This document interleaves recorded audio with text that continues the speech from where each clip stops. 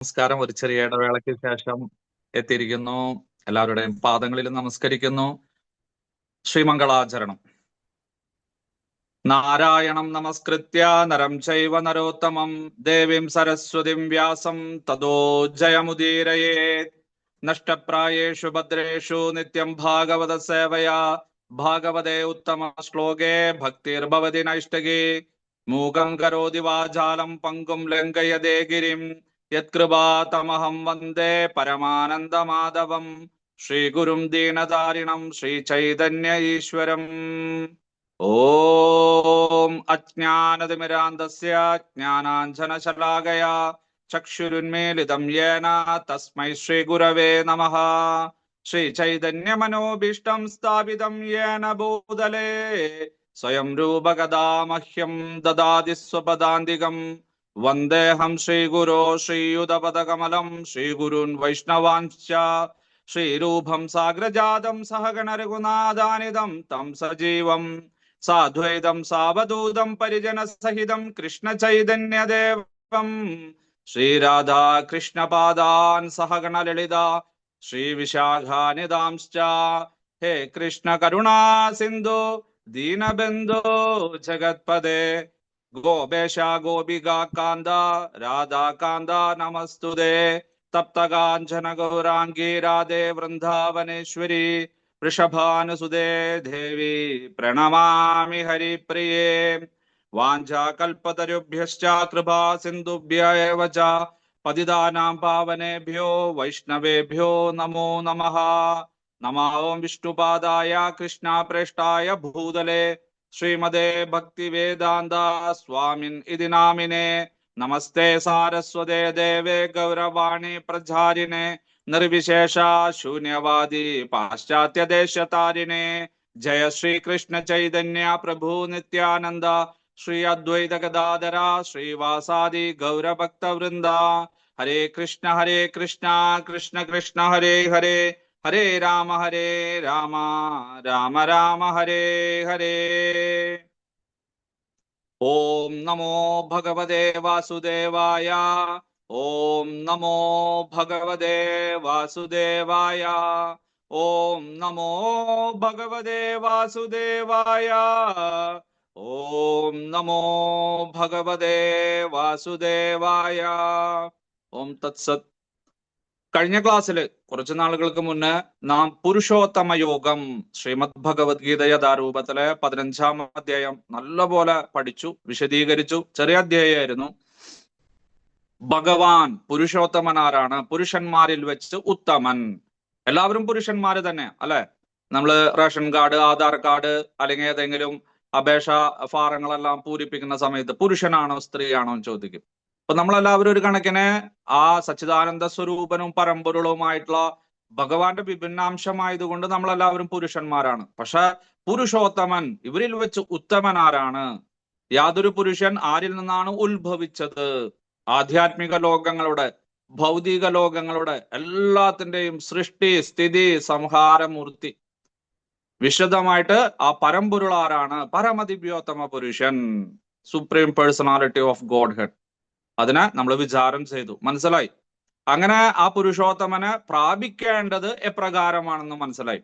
പക്ഷെ വെറുതെ അങ്ങനെ പറഞ്ഞത് കൊണ്ടായോ? ഇല്ല. എങ്ങനെയാണ് നമുക്ക് അവിടെ ആ പരമ്പൊരുളുമായിട്ട് സംഗമിക്കുക? അതിന് നാം എന്തൊക്കെ ചെയ്യണം?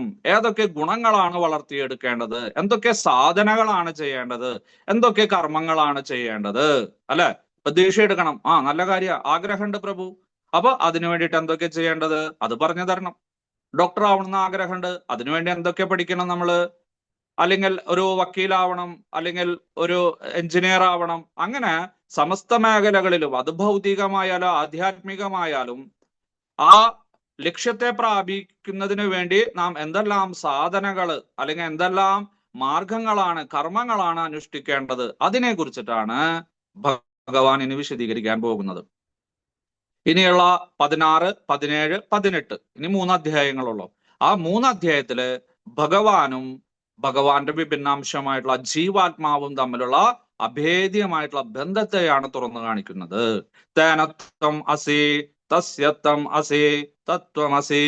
നീ എന്റേതാണ്, നീ എന്നിൽ നിന്നാണ് പോയത്, നീ എന്റെ സ്വന്തമാണ്, ഞാൻ നിന്റെയും സ്വന്തമാണ്. അതുകൊണ്ട് ഞാനും നീയും തമ്മിൽ വലിയ വ്യത്യാസമില്ല.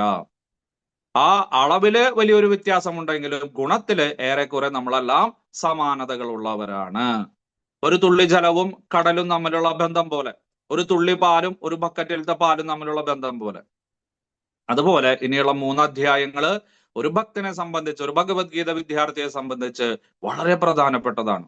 കാരണം ആ ഭഗവത്ഗീതയുടെ അന്തസത്ത, സാരാംശം അടങ്ങിയിരിക്കുന്നത് അവസാനത്തെ 6 അധ്യായങ്ങളിലാണ്, പ്രത്യേകിച്ചും അവസാനത്തെ 3 അധ്യായങ്ങളിൽ. അതുകൊണ്ട് ഓരോ ഭഗവത്ഗീത വിദ്യാർത്ഥിയും അവസാനത്തെ 3 അധ്യായങ്ങള് വളരെ ശ്രദ്ധയോട് കൂടിയിട്ട്.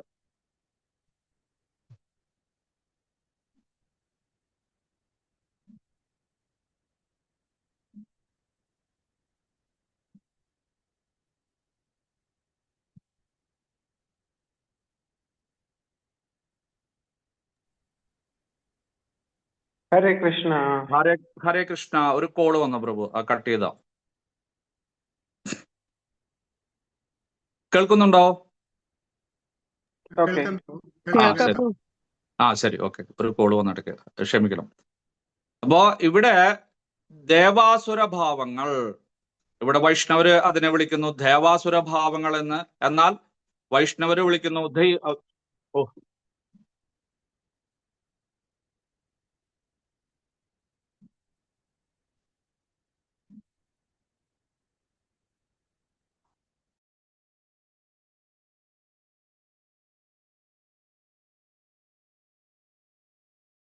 കേൾക്കുന്നില്ല പ്രഭു. പ്രഭു കാളില്ലാന്ന് തോന്നുന്നു.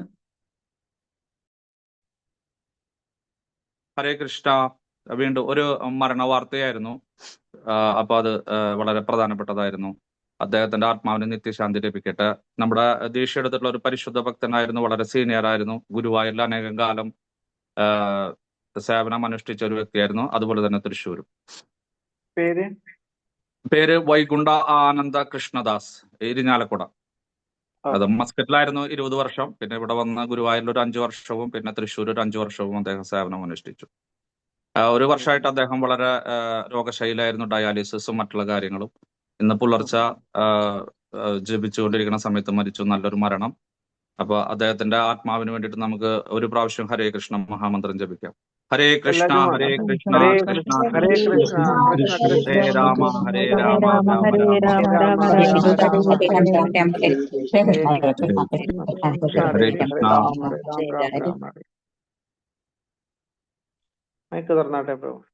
ശരി. അപ്പൊ എല്ലാ ധർമ്മശാസ്ത്രങ്ങളും അത് ഭാരതത്തിലായാലും പാശ്ചാത്യ രാജ്യങ്ങളിലായാലും എല്ലാ സ്ഥലത്തും അനുഷ്ഠിച്ചു പോരുന്നതാണ് ആ ഒരു സധർമാചരണം. നമ്മുടെ എപ്പോഴും നമ്മളെല്ലാവരും ഒരു സദാചാരിയായിരിക്കണം. ഇനി ഭക്തനൊന്നും ആവേണ്ട ആവശ്യമില്ല. ഭക്തനായ വളരെ നല്ലത്. ഇനി ഭക്തനല്ലെങ്കിൽ തന്നെ ഈ ഒരു സമൂഹ ജീവിതത്തിൽ, ആ ഒരു സമൂഹത്തിൽ ജീവിക്കുന്ന സമയത്ത് സാമൂഹിക മര്യാദകളെല്ലാം അനുഷ്ഠിച്ചുകൊണ്ട് അവൻ ഒരു സദാചാരി ആയിരുന്നാൽ അവനെ സമൂഹം അംഗീകരിക്കും. ശരിയല്ലേ? അതേസമയം ദുരാചാരിയായിരുന്നാലാ സമൂഹം അവനെ ഭ്രഷ്ടനാക്കും. അവന് യാതൊരു വിലയുണ്ടാവില്ല സമൂഹത്തിലും മറ്റുള്ള. അപ്പൊ ഒരു ഭക്തൻ അല്ലെങ്കിൽ ഒരു സന്യാസി അല്ലെങ്കിൽ ഒരു ബ്രാഹ്മണൻ അല്ലെങ്കിൽ ഒരു വൈഷ്ണവൻ അനുഷ്ഠിക്കേണ്ട കാര്യങ്ങൾ എന്തൊക്കെയാണ് എന്നറിയാനായിട്ട് അർജുനന് വളരെയധികം താല്പര്യം ഉണ്ടായി. കാരണം പുരുഷോത്തമനെ കുറിച്ചിട്ട് വിശദമായിട്ട് കഴിഞ്ഞ അധ്യായത്തിൽ പറഞ്ഞപ്പോ ആ പുരുഷോത്തമനെ പ്രാപിക്കണം, ആ പരമപദത്തിലെത്തണം, പരമമായ ഗതിയെ പ്രാപിക്കണം എന്നെല്ലാം ഒരു ആഗ്രഹം ഉണ്ടായി. അതുകൊണ്ട് തന്റെ ആഗ്രഹം ഉള്ളിലിങ്ങനെ വെച്ചു. പക്ഷെ അന്തരാമിയായിട്ടുള്ള ഭഗവാന് മനസ്സിലായി ഇദ്ദേഹത്തിന് ആഗ്രഹമുണ്ട്. ഇദ്ദേഹത്തിന് മാത്രമല്ല, ഈ ക്ലാസ് കേട്ടുകൊണ്ടിരിക്കുന്ന നമ്മുടെ അനന്തപത്മനാഭ ഗ്രൂപ്പിലെ സകലർക്ക് ആഗ്രഹം ഉണ്ടെന്ന് ഭഗവാന് മനസ്സിലായി. ഭഗവാൻ നമുക്ക് എല്ലാവർക്കും വേണ്ടിയിട്ട് പറഞ്ഞു, ശരി, നിങ്ങൾക്ക് ആഗ്രഹമുണ്ടെങ്കിൽ ഞാൻ പറഞ്ഞു തരാം, നിങ്ങൾ പരിശ്രമിച്ചോളൂ. ആ പരിശ്രമിച്ചാൽ ലഭിക്കാത്തതായിട്ട് യാതൊന്നും തന്നെയില്ല, അസാധ്യമായിട്ടൊന്നും തന്നെയില്ല. വേണ്ടി വന്ന ചക്ക വേരിലും കായ്ക്കുന്ന പോലെ നമ്മളെല്ലാവരും അതിനു വേണ്ടിയിട്ട് പരിശ്രമിക്കണം. അയ്യോ പ്രഭു, എനിക്ക് വായിക്കാൻ അറിയില്ല, എനിക്ക് ഓർമ്മയില്ല, അയ്യോ ഈ വയസ്സാം കാലത്താണ് ഞാൻ ഈ ഗ്രൂപ്പിൽ ചേർന്നത്, അയ്യോ പ്രഭു എനിക്ക് ദേഷ്യം എടുക്കാൻ പറ്റുമോ പ്രഭു, എനിക്ക് ഇനിയും ജന്മം എടുക്കേണ്ടി വരും എന്നൊക്കെ പലരും പറയാറുണ്ട്. പക്ഷെ ഭഗവാൻ പറയണു, അജിരേണാധികച്ചതി, താമസിയാതെ നിനക്ക് പെട്ടെന്ന് തന്നെ അതിനെ പ്രാപിക്കാനായിട്ട് സാധിക്കും.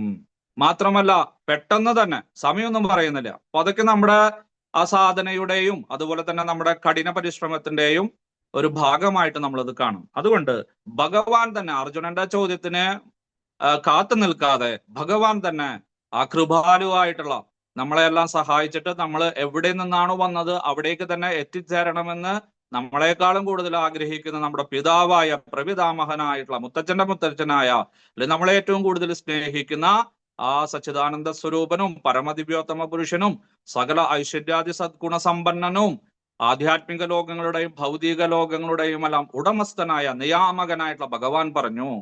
ശ്രീ ഭഗവാനുവാച അഭയം സത്വസംശുദ്ധി ജ്ഞാനയോഗ വ്യവസ്ഥിതി ധാനം ദമശ്ച യജ്ഞശ്ച സ്വാധ്യായസ്തവ ആർജവം. ഭഗവാൻ ഇനി 26 ഗുണങ്ങളെ കുറിച്ചിട്ടാണ് പറയുന്നത്. ആരെ കുറിച്ച്? ദൈവീകമായിട്ടുള്ള ഗുണങ്ങളോട് കൂടിയത്. കാരണം 9-ാം അധ്യായത്തിൽ ഭഗവാൻ ഒരു ചെറിയ സൂചന നൽകിയിട്ടുണ്ടായിരുന്നു. ഭഗവാൻ ആ 12-13 അധ്യായങ്ങളിൽ പറഞ്ഞു, മോകാശ മോക കർമാണ മോകജ്ഞാന വിഛേദസഹ രാക്ഷസേ മാസുരിം ചൈവ പ്രകൃതിം മോഹിനിം ശ്രിതാഹ മഹാത്മാനസ്തു മാം പാർത്ഥ ദൈവീം പ്രകൃതിമാശ്രിതാഹ ഭജന്ത്യ അന്യമനസ ജ്ഞാത്വാ ഭൂതാദിമവ്യയം. അല്ലയോ അർജുന, വ്യർത്ഥമായിട്ടുള്ള കർമ്മങ്ങളോട് കൂടിയിട്ട് കുറെ ആളുകൾ കുറെ ഇങ്ങനെ പ്രഹസനം കാണിക്കും. വ്യർത്ഥമായിട്ടുള്ള ആശകളോട് കൂടിയിട്ട് ജീവിതം നയിക്കുന്നവരുണ്ട്. വ്യർത്ഥമായിട്ടുള്ള പാഴ്വേലകൾ ചെയ്യുന്നവരുണ്ട്. ഇവരെല്ലാം രാക്ഷസ ആസുരികളാണ്. അവരുടെ മനസ്സും ബുദ്ധിയും ചിത്തവും മിഥ്യാഹങ്കാരവും എല്ലാം എന്താണ്? രാക്ഷസി ചിന്തകളോട് കൂടിയതാണ്, ആസുരി ചിന്തകളോട് കൂടിയതാണ്. പക്ഷെ ദൈവീകമായിട്ടുള്ള പ്രകൃതിയോട് കൂടിയിട്ട് ജനിച്ചവരും ആ ഗുണത്തിലും നിലനിൽക്കുന്നവരുണ്ട്. അവരെല്ലാം എന്നെ ആലോചിച്ചുകൊണ്ട്, എന്നെ സ്മരിച്ചുകൊണ്ട് എന്റെ ഭഗവത് ഭക്തിയുത സേവനത്തിലെല്ലാം മുഴുകി എന്നെ പ്രാപിക്കുന്നു എന്ന് 9-ാം അധ്യായത്തിൽ പറഞ്ഞിട്ടുണ്ട്. പലരും പറയാറുണ്ട് ഭഗവത്ഗീത വേറെ വേറെയാണ്, ഓരോ അധ്യായങ്ങളും വ്യത്യാസമാണ്, അത് യാതൊരു ക്രമത്തിലല്ലാന്ന്. പക്ഷെ നമ്മൾ സൂക്ഷ്മമായിട്ട് വിശകലനം ചെയ്തു കഴിഞ്ഞാൽ ഭഗവാൻ മുൻപ് പറഞ്ഞതിന്റെ എല്ലാം വിശദീകരണമാണ് പിന്നീടുള്ള അധ്യായങ്ങൾ പറയുന്നത്. സൂക്ഷ്മമായിട്ടുള്ള ഒരു വിശദീകരണം നമുക്ക് ആവശ്യമുണ്ട്. മാത്രമല്ല ഇതിനൊന്നും വേറെ യാതൊരു തരത്തിലുള്ള ഭാഷ്യത്തിന്റെ ആവശ്യമില്ല. ശാങ്കര ഭാഷ്യമോ അല്ലെങ്കിൽ വേറെ യാസ്കന്റെയോ അല്ലെങ്കിൽ വേറെ ഒന്നിന്റെയും ഭാഷ ആവശ്യമില്ല. കാരണം എന്താണ്? ഭഗവാൻ ഒരു ചെറിയൊരു കാര്യം പറയും, എന്നിട്ട് അതിനെ സമഗ്രമായിട്ട് പിന്നീട് വിസ്തരിച്ചു ഉപദേശിക്കുന്നതായിട്ട് കാണാം. പിന്നെ ഇടയിൽ വെച്ചിട്ട് ചിലപ്പോൾ ഭഗവാൻ ഇഷ്ടമുള്ള കാര്യങ്ങൾ പറയും. കാരണം പെട്ടെന്ന് തന്നെ ഇത് അവസാനിപ്പിക്കണം, അർജുനന്റെ മനോനില മാറുന്നതിന് മുന്നേ തന്നെ ഇത് മനസ്സിലാക്കണം എന്നുള്ള ആഗ്രഹത്തോട് കൂടിയിട്ട് അദ്ദേഹത്തിനോട് പെട്ടെന്ന് നല്ല നല്ല കാര്യങ്ങൾ പറയും. എന്നിട്ട് അർജുനൻ ചോദിക്കുമ്പോൾ മറ്റുള്ള കാര്യത്തെ കുറിച്ച് പറയും. അപ്പൊ അങ്ങനെ ഒരു നല്ല ഒരു ഒഴുക്ക് പോലെയാണ് ശ്രീമദ് ഭഗവത്ഗീത പോകുന്നത്, 18 അധ്യായങ്ങളും. അപ്പൊ 9-ാം അധ്യായത്തില് രാക്ഷസ പ്രകൃതി, ആസുരിക പ്രകൃതി, ദൈവിക പ്രകൃതി, 3 പ്രകൃതികളെ കുറിച്ച് സൂചിപ്പിച്ചു. എന്നിട്ട് ഭഗവാൻ പറഞ്ഞു, രാക്ഷസ പ്രകൃതിയും ആസുരി പ്രകൃതിയും ഒന്ന് തന്നെ, വലിയ വ്യത്യാസമൊന്നുമില്ല. രാക്ഷസന്മാര് പിന്നെയും കുഴപ്പമില്ല.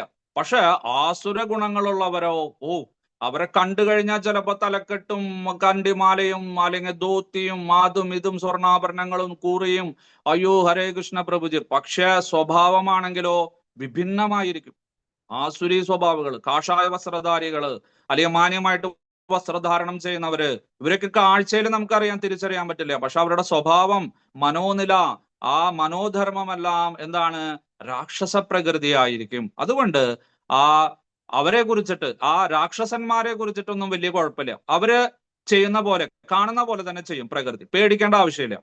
കാരണം രാഷ്ട്രീയക്കാർ ഇന്ന ആൾക്കാരാണെന്ന് നമുക്കറിയാം, പേടിക്കേണ്ട ആവശ്യമില്ല. പക്ഷെ രാഷ്ട്രീയക്കാരെ പോലെ മുഖം മിനുക്കി നടക്കുകയും ഉള്ളിൽ അതിനേക്കാളും മോശമായിട്ടുള്ള സ്വഭാവം വെച്ച് പുലർത്തുകയും ചെയ്യുന്ന ആളുകളെ കുറിച്ച് നിങ്ങൾ ആലോചിച്ച് നോക്കിയോളൂ, അല്ലെ? അപ്പൊ അതുകൊണ്ട് ഭഗവാൻ രാക്ഷസ പ്രകൃതിയുള്ളവരെ വിട്ടിട്ട് ആസുരി പ്രകൃതിയുള്ളവരെ കുറിച്ചിട്ടാണ്. രണ്ടും ഒന്ന് തന്നെയാണ് ശരിക്കും. രാക്ഷസന്മാരും അസുരന്മാരും എന്നൊക്കെ നമ്മൾ പുരാണങ്ങളും ഇതിഹാസങ്ങളിലൊക്കെ പഠിച്ചിട്ടുണ്ട്. എന്നാലോ ചെറിയ വ്യത്യാസമുണ്ട്, മനസ്സിലായില്ലേ? രാക്ഷസന്മാർക്ക് പുറമേയുള്ള ചേഷ്ടകള് കൂടുതലായിരിക്കും, എന്നാലോ അവർ വലിയ കുഴപ്പമില്ലാത്ത ആളുകളായിരിക്കും. എന്നാലോ ആസുരീക സ്വഭാവമുള്ള അസുരന്മാര് എപ്പോഴും സുരന്മാരെ വധിക്കുവാൻ, സുരന്മാരെ നശിപ്പിക്കുവാൻ നടക്കുന്നവരാണ് ഈ രാക്ഷസ്. മറ്റത് രക്ഷസുകൾ, അവര് വലിയ കുഴപ്പമില്ല. രക്ഷസുകളെ കുറിച്ചിട്ട് ക്ഷേത്രങ്ങളിൽ വരെ നിങ്ങൾക്ക് രക്ഷസുകളുടെ പ്രതിഷ്ഠയ്ക്ക് നമുക്ക് ചിലപ്പോൾ കാണാനായിട്ട് സാധിക്കും. കാരണം യക്ഷന്മാരുടെ വിഭാഗത്തിൽ പെടുന്ന ആളുകളാണ് അവര് വലിയ അപകടകാരികളല്ല. എന്നാലോ അസുരന്മാര് നമ്മളെ നാശം വിതയ്ക്കുന്നവരാണ്. അപ്പൊ അവരെ കുറിച്ചിട്ടാണ് ഭഗവാൻ ഇവിടെ പറയുന്നത്. പിന്നെ അവരുടെ നേരെ വിപരീതമുള്ള ദൈവീക പ്രകൃതി, അതുകൊണ്ടാണ് ദൈവാസുര സമ്പദ് വിഭാഗയോഗം. ദൈവികമായിട്ടുള്ള പ്രകൃതിയോട് കൂടിയിട്ട്, സമ്പത്തോട് കൂടിയിട്ട് ജനിക്കുന്നവരും ജീവിക്കുന്നവരും, ആസുരീകമായിട്ടുള്ള സമ്പത്തോട് കൂടിയിട്ട്, ഗുണങ്ങളോട് കൂടിയിട്ട് ജീവിക്കുന്നവരും. അങ്ങനെ ഭഗവാൻ ആദ്യം 26 ഗുണങ്ങൾ ആരുടെയാണ്? ദൈവീകമായിട്ടുള്ള ആളുകളുടെ. ആരൊക്കെയാണ് ദൈവിക പ്രകൃതിയോട് കൂടി ജനിച്ചവര്, ആരൊക്കെയാണ് ദൈവികമായിട്ടുള്ള പ്രകൃതിയോട് കൂടി ജീവിക്കുന്നവര്.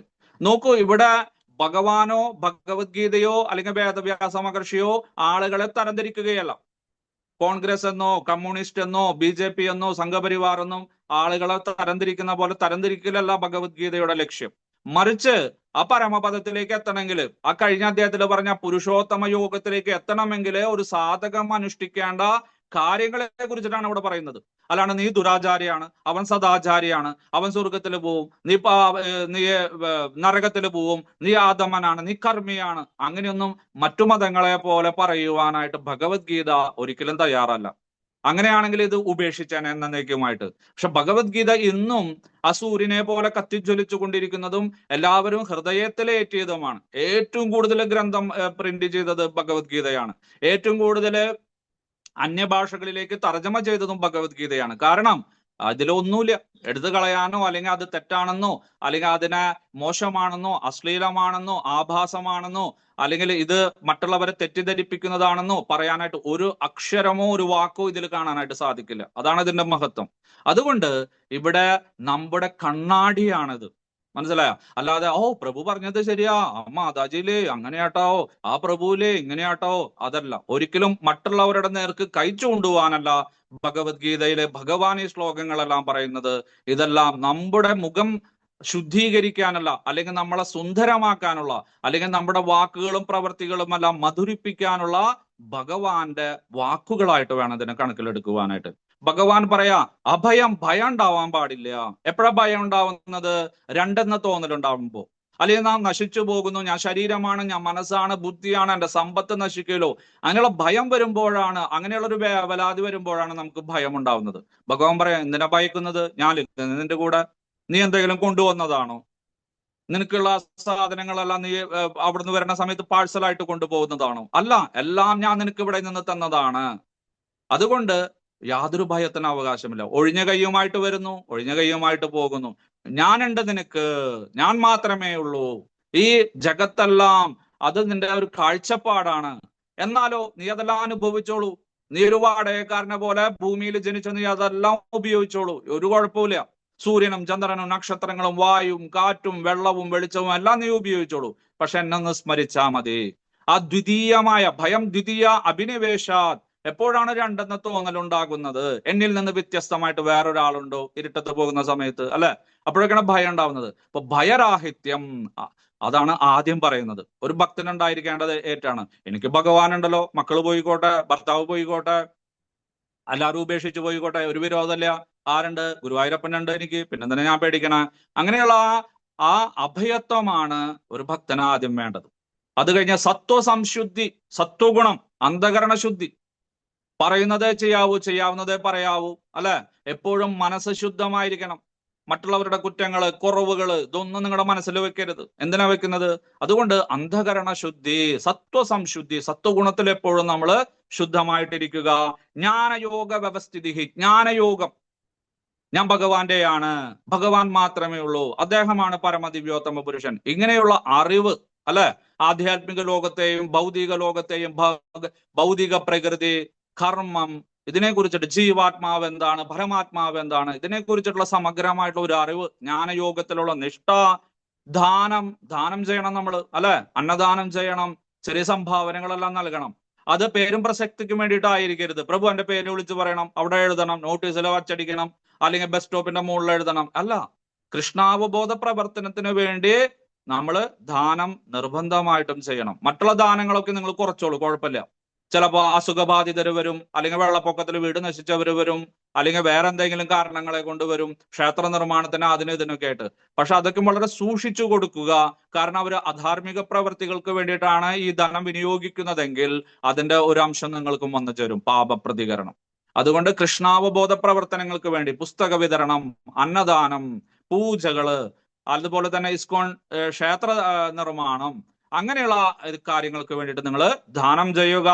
ധമഹ, ധമം ഇന്ദ്രിയ നിഗ്രഹണം, നമ്മുടെ കണ്ണ്, മൂക്ക്, നാക്ക്, ത്വക്ക്, ചെവി തുടങ്ങിയിട്ടുള്ള ജ്ഞാനേന്ദ്രിയങ്ങളെയും കയ്യ്, കാല്, വായ, വിസർജനേന്ദ്രിയം, ഉൽപാദനേന്ദ്രിയം തുടങ്ങിയിട്ടുള്ള കർമ്മേന്ദ്രിയങ്ങളെയും നിയന്ത്രിക്കുക, മനസ്സിനെ നിയന്ത്രിക്കുക.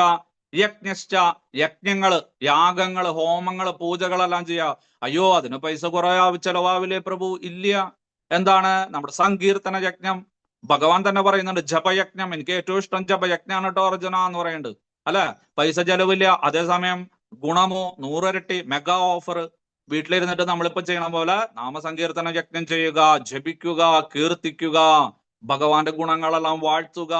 ഇതാണ് ഭഗവാന് ഏറ്റവും ഇഷ്ടമുള്ള യജ്ഞം. അപ്പൊ അങ്ങനെ ആ യജ്ഞങ്ങള്, ഇനി സമയവും ധനമോ ഒക്കെ ഉണ്ടെന്ന് വെച്ച് കഴിഞ്ഞാൽ ചെറിയ ചെറിയ പൂജകളും ഹോമങ്ങളും, അതുപോലെ തന്നെ നമ്മുടെ സത്സംഗത്തിലൊക്കെ പോയിട്ട് നിങ്ങൾ വിശേഷാൽ പൂജകളൊക്കെ ചെയ്യുക, ക്ഷേത്രത്തിൽ പോയിട്ട്. സ്വാധ്യായം, നമ്മൾ ഏതെങ്കിലും ആധ്യാത്മിക ഗ്രന്ഥങ്ങൾ, ശ്രീമദ് ഭഗവത്ഗീത, ശ്രീമദ് ഭാഗവതം, രാമായണം, മഹാഭാരതം, ഉപനിഷത്തുകള്, വേദങ്ങള്, നാരായണീയം, ഇങ്ങനെയുള്ള ഗ്രന്ഥങ്ങളെല്ലാം ദിവസവും ഒരു പേജോ ഒരു അധ്യായമോ അല്ലെങ്കിൽ ഒരു ഭാഗമോ ഒരു കാണ്ഡമോ ഒരു സർഗമോ ഒക്കെ നിശ്ചിതമായിട്ട് തുല്യ അളവിൽ വായിക്കുക. അതാണ് സ്വാധ്യായം. എന്തായാലും അത് വേണം നമുക്ക്. അതിന്റെ കുറവാണ് നമ്മൾ അന്യമതങ്ങളിലേക്ക് എല്ലാം പോകുന്നത്. അപ്പൊ സ്വാധ്യായം ഉണ്ടായിരിക്കണം. തപഹ, തപശ്ചര്യകൾ ഉണ്ടായിരിക്കണം. എന്ന് വെച്ച് വനത്തിൽ പോയിട്ട് തപസ്സനുഷ്ഠിക്കാനാണ് ഭഗവാൻ പറയുന്നത്? അല്ല. ഒരു ജീവിതചര്യയില് നല്ല നല്ല കാര്യങ്ങള് അത് അടുക്കം ചിട്ടയോടും കൂടിയിട്ട് ചെയ്യുക. രാവിലെ 4 മണിക്ക് എഴുന്നേൽക്കുക, തപസ്സാണത്. അല്ലെ, ഏകാദശി എടുക്കുക, തപസ്സാണ്. ഉപവാസങ്ങൾ എടുക്കുക, അല്ല, ഒരിക്കലെടുക്കുക. അതുപോലെ തന്നെ ആധ്യാത്മിക ആചാര്യന്മാരുടെ ആവിർഭാവ ദിനവും തിരോഭാവ ദിനവും അവരുടെ ജന്മദിനവും അവരുടെ മരിച്ച ദിവസവും എല്ലാം ഉപവാസം അനുഷ്ഠിച്ച് അവരെ സ്മരിക്കുക. ഇതെല്ലാം തപശ്ചര്യകളുടെ ഭാഗമാണ്. മലയാള മാസം 1-ാം തീയതി പുണ്യക്ഷേത്രങ്ങൾ ദർശിക്കുക, അതും തപസ്സാണ്. ഈ രാവിലെ നിങ്ങൾ 4 മണിക്ക് ഇത് കയറിയിട്ട് ഇതിൽ സത്സംഗത്തിൽ പങ്കെടുക്കുന്നത് തപസ്സാണത്. മറ്റുള്ളവർ സുഖമായിട്ട് മൂടി പുതച്ച് കിടന്നുറങ്ങുന്ന സമയത്ത് നിങ്ങൾ ഇവിടെ കേൾക്കുന്നു, ക്ലാസ് കേൾക്കുന്നു, നാമം ജപിക്കുന്നു, അത് തപസ്സാണ്. മനസ്സിലായോ? ഇന്ദ്രിയങ്ങളെയെല്ലാം നിയന്ത്രിച്ച് ഭൗതിക വിഷയങ്ങളെയെല്ലാം മാറ്റി നിർത്തി ആധ്യാത്മികമായിട്ടുള്ള ഉന്നതിക്ക് വേണ്ടി പ്രവർത്തിക്കുന്ന ഒരു സംരംഭം, ഒരു കാര്യം, അതിനെയാണ് തപസ് എന്ന് പറയുന്നത്. അല്ലാതെ വനങ്ങളിലോ കാട്ടിലോ അല്ലെങ്കിൽ വേറെ സ്ഥലത്ത് പോയിട്ട് ഏകാന്തതയിൽ ഇരുന്നിട്ട് ധ്യാനിക്കലോ മാത്രമല്ല തപസ്. നമ്മുടെ ആധ്യാത്മികമായിട്ടുള്ള ഉന്നമനത്തിന് വേണ്ടിയിട്ട്, പരമമായ ഗതിക്ക് വേണ്ടി നാം ജീവിതത്തിൽ അനുഷ്ഠിക്കുന്ന ഏതൊരു നല്ല പ്രവൃത്തിയെയും ഒരു തപസ്സായിട്ട് നമുക്ക് കാണാം. തപസ്, ആർജവം, നമ്മുടെ ആ ഒരു പൂർണ്ണത, നമ്മുടെ വിശ്വാസം, ദൃഢവിശ്വാസം. ഈ ആധ്യാത്മികമായിട്ടുള്ള സത്സംഗം എന്നെ സഹായിക്കും, ആധ്യാത്മിക ഗുരു എന്നെ സഹായിക്കും, ഈ ഗ്രന്ഥങ്ങൾ എന്നെ സഹായിക്കും, ഭഗവാൻ എന്നെ സഹായിക്കും എന്നുള്ള ഒരു ദൃഢവിശ്വാസം, പൂർണ്ണ വിശ്വാസം, ആർജവം. പിന്നെയോ ദൈവീ സമ്പത്തുള്ള ആളുകളുടെ മറ്റു ഗുണങ്ങൾ എന്തൊക്കെയാണ്?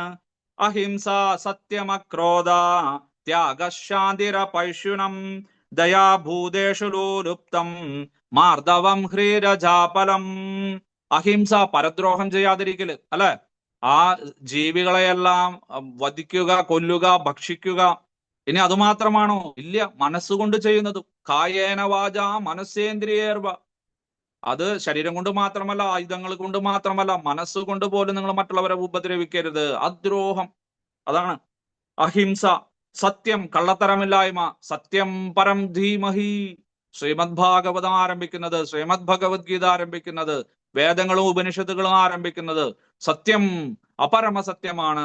അപരമസത്യത്തിന്റെ ഭാഗമായ നീയും സത്യമാണ്. അതുകൊണ്ട് ജീവിതത്തില് കള്ളത്തരമില്ലാതെ നേരെ വാ, നേരെ പോ, വക്രതയില്ലായ്മ. അതുകൊണ്ട് ജീവിതം നല്ല രീതിയിൽ അനുഷ്ഠിക്കുക.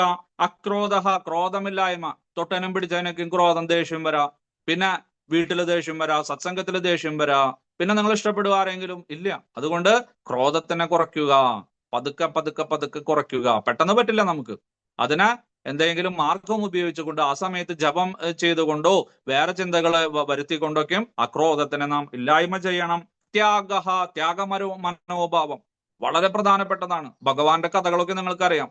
അല്ലെ, നോക്കൂ, ഇവിടെ പാർത്ഥസാരഥിയായിട്ട് വന്നിരിക്കുന്നത് ആര്? രാജാധിരാജൻ, സമസ്ത ലോകങ്ങളുടെയും അധിപൻ, ഭാരതവർഷത്തിന്റെ പൂർണ്ണ അധികാരി. ഇവിടെ ഡ്രൈവറായിട്ട് വന്നിരിക്കുക. അർജുനന്റെ ചവിട്ടും കുത്തും മുട്ടുകൊണ്ടുള്ള ഇടിയും ദേഷ്യപ്പെട്ടുള്ള സംഭാഷണം എല്ലാം പാവം. എന്തിനാണ്? ത്യാഗമനോഭാവം. കാരണം അത് വലിയൊരു ലക്ഷണമാണ് അല്ലെ. പ്രഭു പാത്രങ്ങൾ കഴുകണം, എനിക്ക് പറ്റില്ല, ഞാൻ കീർത്തനം ചെയ്യുള്ളൂ, ഞാൻ പൂജ ചെയ്യുള്ളൂ, അല്ല എനിക്ക് പാത്രം ഒന്നും കഴുകാൻ പറ്റില്ല, ബാത്റൂം കഴുകാൻ പറ്റില്ല, അടിച്ചോരി തുടയ്ക്കാൻ പറ്റില്ല, അത് വേറെ വല്ലവരെ ഏൽപ്പിച്ചോ പ്രഭു. അങ്ങനെയൊന്നും പറയരുത്. ത്യാഗമനോഭാവം എപ്പോഴും നമ്മള് ആ തൃണാദഭിസുനീചേന ആ രീതിയിലായിരിക്കണം നമ്മുടെ എല്ലാതും. അങ്ങനെയാണ് നമ്മൾ മുകളിലെത്തുക. അല്ലാണ്ട് അഹങ്കാരം, ആ ഗർഭം, അല്ലെങ്കിൽ ആ ദർപ്പം, ക്രോധം അതൊക്കെ വെച്ചു കഴിഞ്ഞാൽ പിന്നെ നമ്മൾ ഇന്നല്ലെങ്കിൽ നാളെ താഴേക്ക് പതിക്കും. അതുകൊണ്ട് ത്യാഗമനോഭാവം, പരിത്യാഗം സന്യാസ ലക്ഷണമാണ്. അപ്പൊ അതുകൊണ്ട് അതെല്ലാം അനുഷ്ഠിക്കുക. ശാന്തി, മനക്ഷോഭമില്ലായ്മ, എപ്പോഴും ആ പുഞ്ചിരിക്കുന്ന മുഖം ശാന്തിയോട് കൂടിയിട്ട് കാണുമ്പോ തന്നെ ഓ അവനെന്ത് ശാന്തിയാ, അവന് ജപിക്കുന്നത് കൊണ്ടായിരിക്കും, അല്ലെങ്കിൽ സ്വാധ്യായം ചെയ്യുന്നത് കൊണ്ടായിരിക്കും, അല്ലെങ്കിൽ സത്സംഗത്തിൽ പോകുന്നത് കൊണ്ടായിരിക്കും. അവന്റെ പോലെ എനിക്കും ശാന്തി കിട്ടണേ എന്ന് പറഞ്ഞിട്ട് സത്സംഗത്തിൽ വരും ആളുകള്. അപ്പൊ നമ്മള് വെപ്രാളമോ അല്ലെങ്കിൽ അതോ ഇതൊന്നും ചെയ്യരുത്. എപ്പോഴും ശാന്തിയോട് കൂടിയിട്ട് ആ പൈശ്വനം, പരദൂഷണം പറയാതിരിക്കല്. നമ്മുടെ അല്ല സകല സ്ഥലത്തും ചെന്നാ പരദൂഷണം. സത്സംഗത്തിൽ പോയാലും ഇപ്പൊ തുടങ്ങിയിട്ടുണ്ട് അല്ലെ, ഇപ്പോഴല്ല എപ്പോഴും ഉണ്ട് അല്ലെ. നമ്മളെ കാണുമ്പോഴൊക്കെ വിനീതമായിട്ട് നമസ്കരിക്കും, വാഞ്ചാകൽപ്പതരുപേടിക്കും, അയ്യോ ഹരേ കൃഷ്ണ പ്രഭു ക്ലാസ് നന്നായിട്ടുണ്ട്, കീർത്തനം നന്നായിട്ടുണ്ട്, അത് നന്നായിട്ടുണ്ട്. നമ്മൾ മാറി കഴിഞ്ഞാലാ നമ്മളെ കുറിച്ചിട്ട് ഓ പ്രഭു പറയണ്ട എന്റെ മാതാജി എന്ന് പറഞ്ഞിട്ട് അവിടെ നിന്നാണ്ട് തുടങ്ങും കഥകള്. ഒരിക്കലും പരദൂഷണം മറ്റുള്ളവരെ കുറിച്ചിട്ടൊന്നും പറയരുത്. കാരണം അന്ധരാമയായിട്ടുള്ള ഭഗവാൻ ഇതെല്ലാം കേൾക്കുന്നുണ്ട്, വേറെ ആരും കേൾക്കുന്നുണ്ടാവില്ല. അദ്ദേഹം അവിടെ ഇരുന്നിട്ട് വിഷമിക്കും, ഈശ്വര ഇതെന്തായി കുട്ടിക്ക് പറ്റിയെന്ന് ചോദിച്ചിട്ട്. അപ്പൊ അതുകൊണ്ട് ഭൂതേഷു ദയ, സർവചരാചരങ്ങളിലും മനുഷ്യരിലും മാത്രമല്ല ജീവികളിലും മൃഗങ്ങളിലും വൃക്ഷങ്ങളിലും കീടങ്ങളിലും കൃമികളിലും എല്ലാത്തിലും ഒരു ദയ ഉണ്ടായിരിക്കണം. അലോൽപുത്തം, ത്വരയില്ലായ്മ, കൊതി ഉണ്ടാവാൻ പാടില്ല. മറ്റുള്ളവരുടെ സമ്പത്തില്, മറ്റുള്ളവരുടെ വാഹനങ്ങളില്, മറ്റുള്ളവരുടെ ഭാര്യയില്, മറ്റുള്ളവരുടെ ഭർത്താക്കന്മാരില്, മറ്റുള്ളവരുടെ മക്കളില്, ജോലിയില്, പദവിയില് ഒന്നില് നമുക്ക് ഒരു കൊതിയോ ദുരാഗ്രഹമോ ഒന്നും ഉണ്ടാവാൻ പാടില്ല. അതുപോലെ തന്നെ മാർദ്ദവം, മൃദുത്വമായിരിക്കണം. പ്രസാദം വദനത്തിങ്കിൽ, കാരുണ്യം ദർശനത്തിലും, മാധുര്യം വാക്കിലും അല്ലെ. ആ ഒരു മൃദുത്വം, അദ്ദേഹത്തിനോട് കൂടെ സംസാരിക്കാനായിട്ട് നമുക്ക് ഇഷ്ടപ്പെടണം, അദ്ദേഹത്തിന്റെ കൂടെ നിൽക്കാനായിട്ട് ഒരു ആഗ്രഹം ഉണ്ടാവും നമുക്ക്. അങ്ങനെയുള്ള ഒരു മൃദുത്വ ഭാവം, ശരീരത്തിന്റെ മൃദുത്വം അല്ല ഇവിടെ പറയുന്നത്, മറിച്ച സ്വഭാവത്തിന്റെ മൃദുത്വം അല്ലെ. എല്ലാവരോടും വിനീതമായിട്ട്, വിനയത്തോടു കൂടിയിട്ട്, വളരെ മധുരമായിട്ട്, ആരെയും ദ്രോഹിക്കാതെ, യാതൊരു തരത്തിലും മനസ്സിനെ മുറിവേൽപ്പിക്കാതെ സംസാരിക്കുന്നവൻ. ഹ്രീ, വിനയം അല്ലെ, വിനയത്തോടു കൂടിയിട്ട് സംസാരിക്കുക. അചാപലം, ചാബല്യമില്ലായ്മ, അനാവശ്യമായിട്ട് നമ്മൾ കൈകാലൊക്കെ വിറപ്പിക്കുക, അല്ലെങ്കിൽ ജപിക്കുന്ന സമയത്ത് ആകെ തലാട്ട് ഹരേ കൃഷ്ണ എന്നൊക്കെ പറഞ്ഞ് മറ്റുള്ളവരെ ഇതാക്കുക. അല്ലെങ്കിൽ സത്സംഗത്തിൽ പോയി കഴിഞ്ഞാൽ നമസ്കരിച്ച് അവിടെ കിടക്ക 10 മിനിറ്റ്, എന്നിട്ട് ആരെങ്കിലും വന്ന് നമ്മളെ എഴുന്നേൽപ്പിക്കുക, മതി പ്രഭു കിടന്നത് എന്നൊക്കെ പറഞ്ഞിട്ട്. അങ്ങനെയുള്ള അനാവശ്യമായിട്ടുള്ള പ്രഹസനങ്ങള്, മറ്റുള്ളവരുടെ ശ്രദ്ധ പിടിച്ചു പറ്റാൻ പോകുന്ന കൈകാലിട്ട് ചലിപ്പിക്കല്, അടിപ്പിക്കല്, പ്രത്യേക ശബ്ദം പുറപ്പെടുവിപ്പിക്കല്, അങ്ങനെ ആ കാര്യങ്ങളൊക്കെ ഒഴിവാക്കുക. ഇതൊക്കെയാണ് ദൈവിക സമ്പത്തോട് കൂടി ജനിച്ചിട്ടുള്ള അല്ലെങ്കിൽ ജീവിക്കുന്ന ഒരു ഭക്തന്റെ ലക്ഷണങ്ങൾ. അത് മാത്രമാണോ? ഇനിയും കൊടുക്കണ്ട്. എന്തൊക്കെയാണ്? തേജക്ഷമാധൃതി ശൗചം അദ്രോഹോ നാദിമാനിത ഭവന്തി സമ്പദം ദൈവീം അഭിജാതസ്യ ഭാരത. അല്ലയോ ഭാരത, ഭരതവംശത്തിൽ ജനിച്ചവനെ, ഭാരതത്തിൽ ജനിച്ചവനെ, ഭാരതത്തിൽ ജനിച്ചവർക്കെല്ലാം ദൈവീ സമ്പത്തുണ്ട്. നോക്കൂ, ഭഗവാൻ പറയാ നീ ഭാരതത്തിൽ ജനിച്ചവനാണ്, ഭരതവംശത്തിൽ ജനിച്ചവനാണ്, അതുകൊണ്ട് ഈ ഗുണങ്ങളെല്ലാം നിനക്ക് ഉണ്ടായിരിക്കണം. ഉണ്ട്. ഒന്ന് തുടച്ചു വൃത്തിയാക്കാൻ വേണ്ടു. പുതിയ പാത്രമാണ്, ചെറിയ അഴുക്ക് പിടിച്ചിട്ടുണ്ട്, ഒന്ന് തുടച്ചു വൃത്തിയാക്കൂ. കണ്ണാടിയിൽ അഴുക്ക് പിടിച്ചിരിക്കുന്നു, ദിവസവും നമ്മൾ മുടി ചെയ്യുന്ന കാരണം, പൗഡർ അതിൽ പറ്റി പിടിച്ചിരിക്കുന്ന കാരണം, മാതാജിമാര് പൊട്ടൊക്കെ അതിൽ ഒട്ടിച്ചു വെച്ചിരിക്കണം, അതൊക്കെ ഒന്ന് തുടച്ചു വൃത്തിയാക്കൂ സോപ്പ് കൊണ്ട്. പഴയതുപോലെ അത് ഇങ്ങനെ കിടന്ന് തിളങ്ങും, നമ്മുടെ മുഖമെല്ലാം സുന്ദരമായിട്ട് കാണാൻ സാധിക്കും. അതുപോലെ ഭരതവംശത്തിൽ ജനിച്ചവനെ നോക്കൂ. നമ്മളോടൊക്കെ പറയണ നമുക്ക് എല്ലാവർക്കും ഉണ്ട് ഇത്ര, അത് എല്ലാവർക്കും 100% ഉണ്ട്. പക്ഷെ അറിയുന്നില്ല, അജ്ഞാനം കൊണ്ട് മൂടി വെച്ചിരിക്കാം. അപ്പൊ അതുകൊണ്ടാണ് ജ്ഞാനയോഗ വ്യവസ്ഥിതി അറിഞ്ഞിട്ട് ആചാര്യന്റെ അടുത്ത് പോയി സത്സംഗങ്ങളിൽ പോയിട്ട്, അല്ലാണ്ട് നിങ്ങൾ കോളേജിലോ പാരലൽ കോളേജിലോ ട്യൂഷൻ സെന്ററിലോ അല്ലെങ്കിൽ വേറെ കുറെ വലിയ ഇപ്പൊ ബ്രില്യന്റ്, PC തോമസ്, അങ്ങനെ കുറെ ഇങ്ങനെ MBBS അതിനൊക്കെ പഠിപ്പിക്കുന്ന കുറെ സ്ഥലങ്ങളുണ്ട്. അവിടെ പോകാതെ സത്സംഗങ്ങളിൽ പോയിട്ട് ഈ സദ്ഗുണങ്ങളെല്ലാം വളർത്തിയെടുക്കൂ, ദുർഗുണങ്ങളെയെല്ലാം അകറ്റൂ ഭാരത. ഏതൊക്കെയാണ്? തേജസ്, പെട്ടെന്ന് തന്നെ തീരുമാനമെടുക്കാനുള്ള കഴിവുകള്, ക്ഷമ ഉണ്ടായിരിക്കണം, പ്രത്യേകിച്ച് പറയേണ്ട ആവശ്യമില്ല. ഇനി ചെറിയ ക്ഷമയാണോ? അല്ല, ഭഗവാന്റെ അംശമാണ്. അവരൊക്കെ പറഞ്ഞോട്ടെ, എന്റെ ശരീരത്തിനെ കുറിച്ചിട്ടാ പറയുന്നത്. എന്റെ ആത്മാവ് രണ്ടാമത്തെ അധ്യായത്തിൽ പറയുന്ന പോലെ ഒന്നും തന്നെ ചെയ്യാൻ പറ്റില്ല. വാള് കൊണ്ട് മുറിക്കാൻ പറ്റില്ല, കുന്തം കൊണ്ട് കുത്താൻ പറ്റില്ല, അതിനെ തണുപ്പിക്കാൻ പറ്റില്ല, ചൂടാക്കാൻ പറ്റില്ല, വലിച്ചു നീട്ടാൻ പറ്റില്ല, പൊടിയാക്കാൻ പറ്റില്ല, പൊട്ടിക്കാൻ പറ്റില്ല, അതിനെ ഉരുക്കാൻ പറ്റില്ല, കുതിർത്താൻ പറ്റില്ല, ശോഷിപ്പിക്കാൻ പറ്റില്ല. പിന്നെ ഇവരെന്താ ചെയ്യണത്? അതുകൊണ്ട് ക്ഷമിക്കുക. ക്ഷമയാ ദരിദ്രി, ഭൂമിയോളം ക്ഷമിക്കുക. സന്യാസിമാരെ പോലെ ധൃതി ഉണ്ടായിരിക്കണം, ധൈര്യം ഉണ്ടായിരിക്കണം നമുക്ക്, അല്ല, ആത്മവിശ്വാസം ഉണ്ടായിരിക്കണം. ശൗചം, എപ്പോഴും ശുചിത്വം നമ്മൾക്ക് ഉണ്ടായിരിക്കണം. മുടിയൊക്കെ നല്ല പോലെ വെട്ടണം, പിന്നെ ഷേവ് ചെയ്യണം, പിന്നെ നഖങ്ങൾ മുറിക്കണം, അല്ലെ, പിന്നെ മലമൂത്ര വിസർജനമൊക്കെ ചെയ്ത് കഴിഞ്ഞാൽ കയ്യും കാലും കഴുകണം, അല്ലെങ്കിൽ കുളിക്കണം, രാവിലെയും വൈകിട്ടും നിർബന്ധമായിട്ടും കുളിക്കണം, അല്ലെ, അസുഖമൊന്നും ഇല്ലെങ്കിൽ, അല്ലെങ്കിൽ അവരെ തുടച്ചു വൃത്തിയാക്കുക. അതുമാത്രമാണോ? ഇല്ല, ആന്തരികമായിട്ടുള്ള ശുദ്ധി, നല്ല നല്ല ചിന്തകൾ മാത്രം, നല്ല നല്ല കാര്യങ്ങൾ മാത്രം പറയുക. അങ്ങനെ ബാഹ്യമായതും ആഭ്യന്തരമായതുമായിട്ടുള്ള ആ ശുചിത്വം പാലിക്കുക. അദ്രോഹ, ആരെയും ദ്രോഹിക്കാതിരിക്കുക. അപ്പൊ നേരത്തെ അഹിംസ അതിന്റെ ഭാഗമല്ലേ എന്ന് ചോദിച്ചു കഴിഞ്ഞാൽ അതെ, പക്ഷെ ചെറിയൊരു വ്യത്യാസമുണ്ട്. നമുക്ക് ചെറിയ ചെറിയ വ്യത്യാസങ്ങളുള്ളൂ. കാരണം ഭഗവാനിനെ വിചാരിക്കാണ്, ഇനി വേറെ യുക്തിവാദികളോ നിരീശ്വരവാദികളോ അല്ലെങ്കിൽ വേറൊരു ആൾക്കാർ അഹിംസയെ പറഞ്ഞിട്ടുള്ളോ, ദ്രോഹിക്കല് പറഞ്ഞിട്ടില്ലല്ലോ. വധിക്കാതിരിക്കുക, മുറിവേൽപ്പിക്കാതിരിക്കുക, വേണമെന്ന് വെച്ചാൽ അവരെ എന്ത് വേണമെങ്കിലും നമ്മൾ പറയാം. അപ്പൊ ഭഗവാൻ പറയുന്നു, അയ്യോ പാടില്ല കേട്ടോ, അദ്രോഹം, ദ്രോഹിക്കാൻ പാടില്ല, അവരുടെ കണ്ണുനീരൊന്നും വരാൻ പാടില്ല, അവർക്ക് അവരുടെ മുഖം പോലും വാടാൻ പാടില്ല. അങ്ങനെ ഒരിക്കലും മാതാജി പാടിയത് ശരിയായില്ല, മാതാജി പ്രസാദം ഉണ്ടാക്കി കൊണ്ടുവന്നത് ശരിയായില്ല, മാതാജി അത് ചെയ്തത് ശരിയായില്ല, അങ്ങനെയൊന്നും നമ്മൾ പറയാൻ പാടില്ല. ഇനി അഥവാ തന്നെ മാറ്റി നിർത്തിയിട്ട് നല്ല പൂവമ്പഴത്തിൽ സൂചി കുത്തണമാര് അങ്ങനെ ചിരിച്ചുകൊണ്ട് രസകരമായിട്ട് തമാശ രൂപേണ പറയാൻ പാടുള്ളൂ. ഒരിക്കലും അവരുടെ വേദനിപ്പിക്കാൻ പാടില്ല. നാദിമാനിത, പൊങ്ങച്ചം കാട്ടാൻ പാടില്ല നമ്മൾ, അല്ലെ. പലരും ഇന്ന് കാണുന്നത് സത്സംഗത്തിലേക്ക് മറ്റേതൊക്കെ വന്നത് പൊങ്ങച്ചം കാട്ടാനുള്ള ഒരു അവസരമായിട്ട്, അല്ലെങ്കിൽ ഒരു വിവാഹവേദി അല്ലെങ്കിൽ മരണവേദി എന്തായിക്കോട്ടെ, വേഷഭൂഷാദികളെല്ലാം ഇത് ചെയ്ത് വണ്ടിയിൽ വന്നിറങ്ങുന്നു, അത് ചെയ്യുന്നു, ഇത് ചെയ്യുന്നു. പിന്നെ ഫോൺ എത്ര പറഞ്ഞാലും അവര് ശബ്ദം ഓഫാക്കി വെക്കില്ല, മ്യൂട്ടിൽ വെക്കില്ല. അങ്ങനെ മറ്റുള്ളവർക്ക് ഇങ്ങനെ ദ്രോഹം ചെയ്യണ ഒരു പരിപാടി ഒരിക്കലും അങ്ങനെ കാണിക്കരുത്. നമ്മൾ പൊങ്ങച്ചം കാണിക്കരുത്. കാരണം ഭഗവാൻ അറിയാം നിങ്ങൾ ഏത് തരക്കാരാണ്, എങ്ങനെയുള്ളവരാണ്. പിന്നെന്താ നിങ്ങൾ പൊങ്ങച്ചം കാണിക്കേണ്ട ആവശ്യം, അല്ലെ. ദാമോദരാരതിക്കും വെച്ച് കഴിഞ്ഞാൽ 10-15 വിഭവങ്ങൾ വെക്കുക, അത് ചെയ്യുക, ഇത് ചെയ്യുക.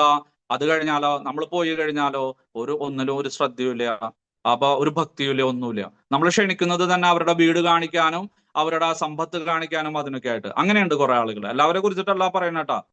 മാത്രമല്ല, ഇത് നേരത്തെ പറഞ്ഞ മാതിരി കണ്ണാടിയാണ്, നമുക്ക് നേരെയുള്ള കണ്ണാടിയാണിത്. ഭഗവാൻ പറയാണ്, അങ്ങനെ ഒരിക്കലും ചെയ്യരുത്, പൊങ്ങച്ചം പറയാതിരിക്കുക. അതുപോലെ ഇതൊക്കെ ഭാരത, ദൈവീം സമ്പത്തോടു കൂടിയിട്ട് ജനിച്ചവരുടെ ജീവിക്കുന്നവരുടെ കാര്യമാണ് ഞാൻ പറഞ്ഞത്. അങ്ങനെ ഭഗവാൻ 26 ഗുണങ്ങൾ പറഞ്ഞു. ഇതെല്ലാം നമ്മൾ വളർത്തിയെടുക്കണം. അപ്പൊ 12-ാം അധ്യായത്തിലെ ആ ജ്ഞാന സാധനയ്ക്കുള്ള ഒരു ഭക്തന്റെ ഗുണങ്ങൾ തന്നെയല്ലേ പ്രഭു ഇത്? അത് തന്നെയാണ്. 5-6 കാര്യങ്ങൾ അങ്ങോട്ടും ഇങ്ങോട്ടും മറച്ചിട്ട് ഭഗവാൻ അത് തന്നെയാണ്. കാരണം ദൈവീ സമ്പത്തോട് കൂടിയവൻ തന്നെയാണ് ഒരു പരിശുദ്ധ ഭക്തൻ. ഒരു പരിശുദ്ധ ഭക്തൻ ദൈവീ സമ്പത്തോട് കൂടിയവൻ തന്നെ ആയിരിക്കണം. അപ്പൊ അതുകൊണ്ടാണ് വലിയ വ്യത്യാസമില്ലാത്തത്. അപ്പൊ ഈ പറഞ്ഞിട്ടുള്ള കാര്യങ്ങളെല്ലാം മുൻ അധ്യായങ്ങളിൽ നമ്മൾ പഠിച്ചിട്ടുണ്ട്, വായിച്ചിട്ടുണ്ട്. പക്ഷെ ഭഗവാൻ അത് വീണ്ടും അവസാന ഭാഗമാണല്ലോ, റിവിഷൻ ചെയ്യാണ്. ടീച്ചർമാർക്ക് അറിയാം അത് കാര്യം. മുൻപ് പഠിച്ചത് ഏറ്റവും അവസാന ഭാഗമാവണ സമയത്ത്, പോർഷനൊക്കെ അവസാനിക്കുന്ന സമയത്ത് ഇത് പ്രധാനപ്പെട്ടതാണ്, ഇത് വരും എന്ന് പറഞ്ഞുകൊണ്ട് കുട്ടികളെ നിർബന്ധമായിട്ട് പഠിപ്പിക്കും.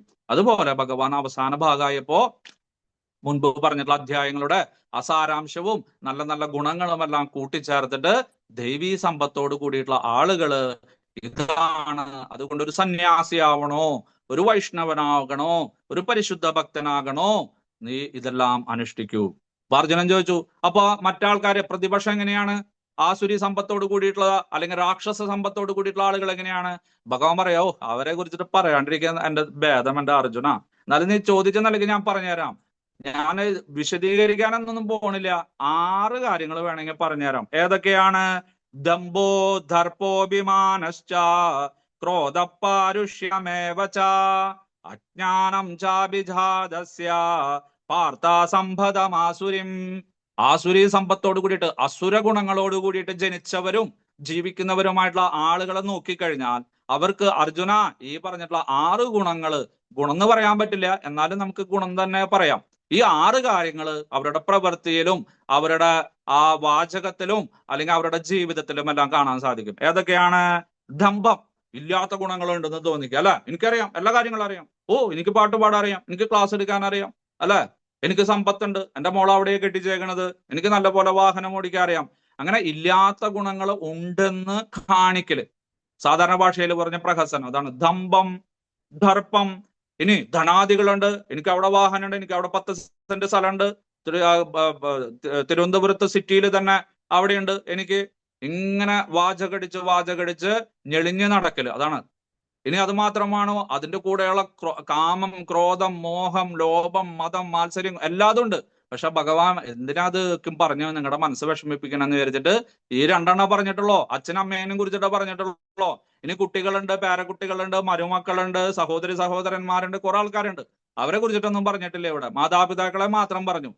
ഇനി മറ്റുള്ളവരെയൊക്കെ നമ്മൾ ചിന്തിക്കണമെന്ന് സാരം. അഭിമാനഹ, ദുരഭിമാനം. ഓ, വലിയ അഭിമാനിയാ അദ്ദേഹം. അത് പിന്നെ ക്രോധം, നേരത്തെ പറഞ്ഞ മാതിരി. നേരത്തെ ക്രോധമില്ലായ്മ പറഞ്ഞു, അതിന്റെ വിപരീതം ക്രോധം.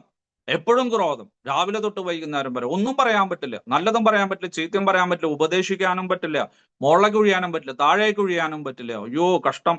പാരുഷം, പരുഷമായിട്ടുള്ള വാക്കുകൾ പറയല്, കഠിനമായിട്ടുള്ള ഹൃദയത്തെ തുളയ്ക്കുന്ന വാക്കുകൾ പറയല്.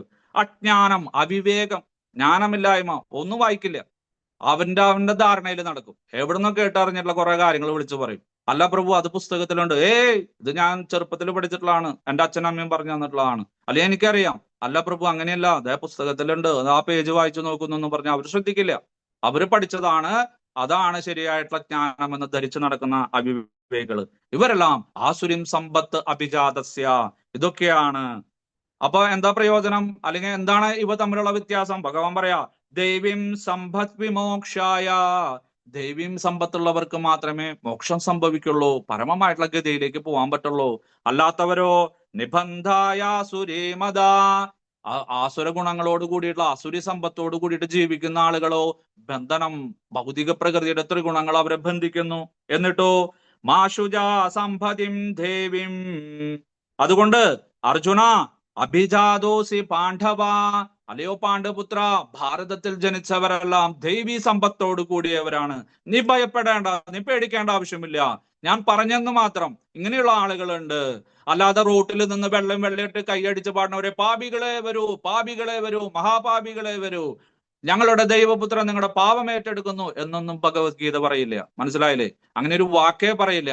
എപ്പോഴും പാപരഹിതന്മാരെ, അനഘ, കേട്ടിട്ടില്ലേ? എപ്പോഴും ഭഗവാൻ പറയുന്നതാണ് പാപം ചെയ്യാത്തവനെ, പാപം ഇല്ലാത്തവനെ, പാപം വന്നു ചേരാത്തവനെ.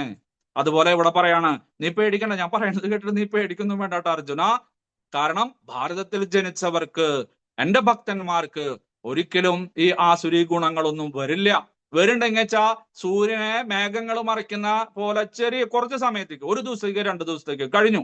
അത് അല്ല പ്രഭു, എന്റെ അപ്പുറത്തുള്ള വീട്ടുകാർക്കും ഇവരൊക്കെയും ഉണ്ടല്ലോ, അവർക്കൊക്കെ ധനം ഉണ്ടല്ലോ എന്ന് ചോദിക്കും. കുറച്ച് സമയത്തേക്ക്, നിസ്സാരം, ക്ഷണികം. അവർക്കിനി വരാനിരിക്കുന്നതേ ഉള്ളൂ. മനസ്സിലായില്ലേ? കാലക്കേട് വരാനിരിക്കുന്നതേ ഉള്ളൂ. അപ്പൊ അതുകൊണ്ട് അവർ അതെല്ലാം അനുഭവിക്കുന്നത് കഴിഞ്ഞ ജന്മത്തിന്റെ തുടർച്ചയാണ്. അവർ കഴിഞ്ഞ ജന്മത്തിൽ എന്തോ നല്ല കാര്യങ്ങൾ ചെയ്തിട്ടുണ്ട്, ദൈവീയ സമ്പത്തോട് കൂടിയിട്ട് അവർ ചിലപ്പോൾ പ്രവർത്തികൾ ചെയ്തിട്ടുണ്ട്. അപ്പൊ അതിന്റെ കർമ്മഫലമാണ് ഇപ്പൊ അനുഭവിക്കുന്നത്. ഇതിന്റെ ഇപ്പൊ ചെയ്യുന്ന ദുഷ്കർമ്മങ്ങളുടെ, ദുരാചാരങ്ങളുടെ കർമ്മഫലം വരാനിരിക്കുന്നതേ ഉള്ളൂ. അപ്പൊ അതുകൊണ്ട് ഒരിക്കലും മറ്റുള്ളവരുമായിട്ട് താരതമ്യം ചെയ്യരുത്. ധൗഭൂത സർഗൗ ലോകേസ്മിൻ ദൈവ ആസുര ഏവച ദൈവോ വിസ്തരശ പ്രോക്ത ആസുരം പാർത്ഥമേ ശൃണു.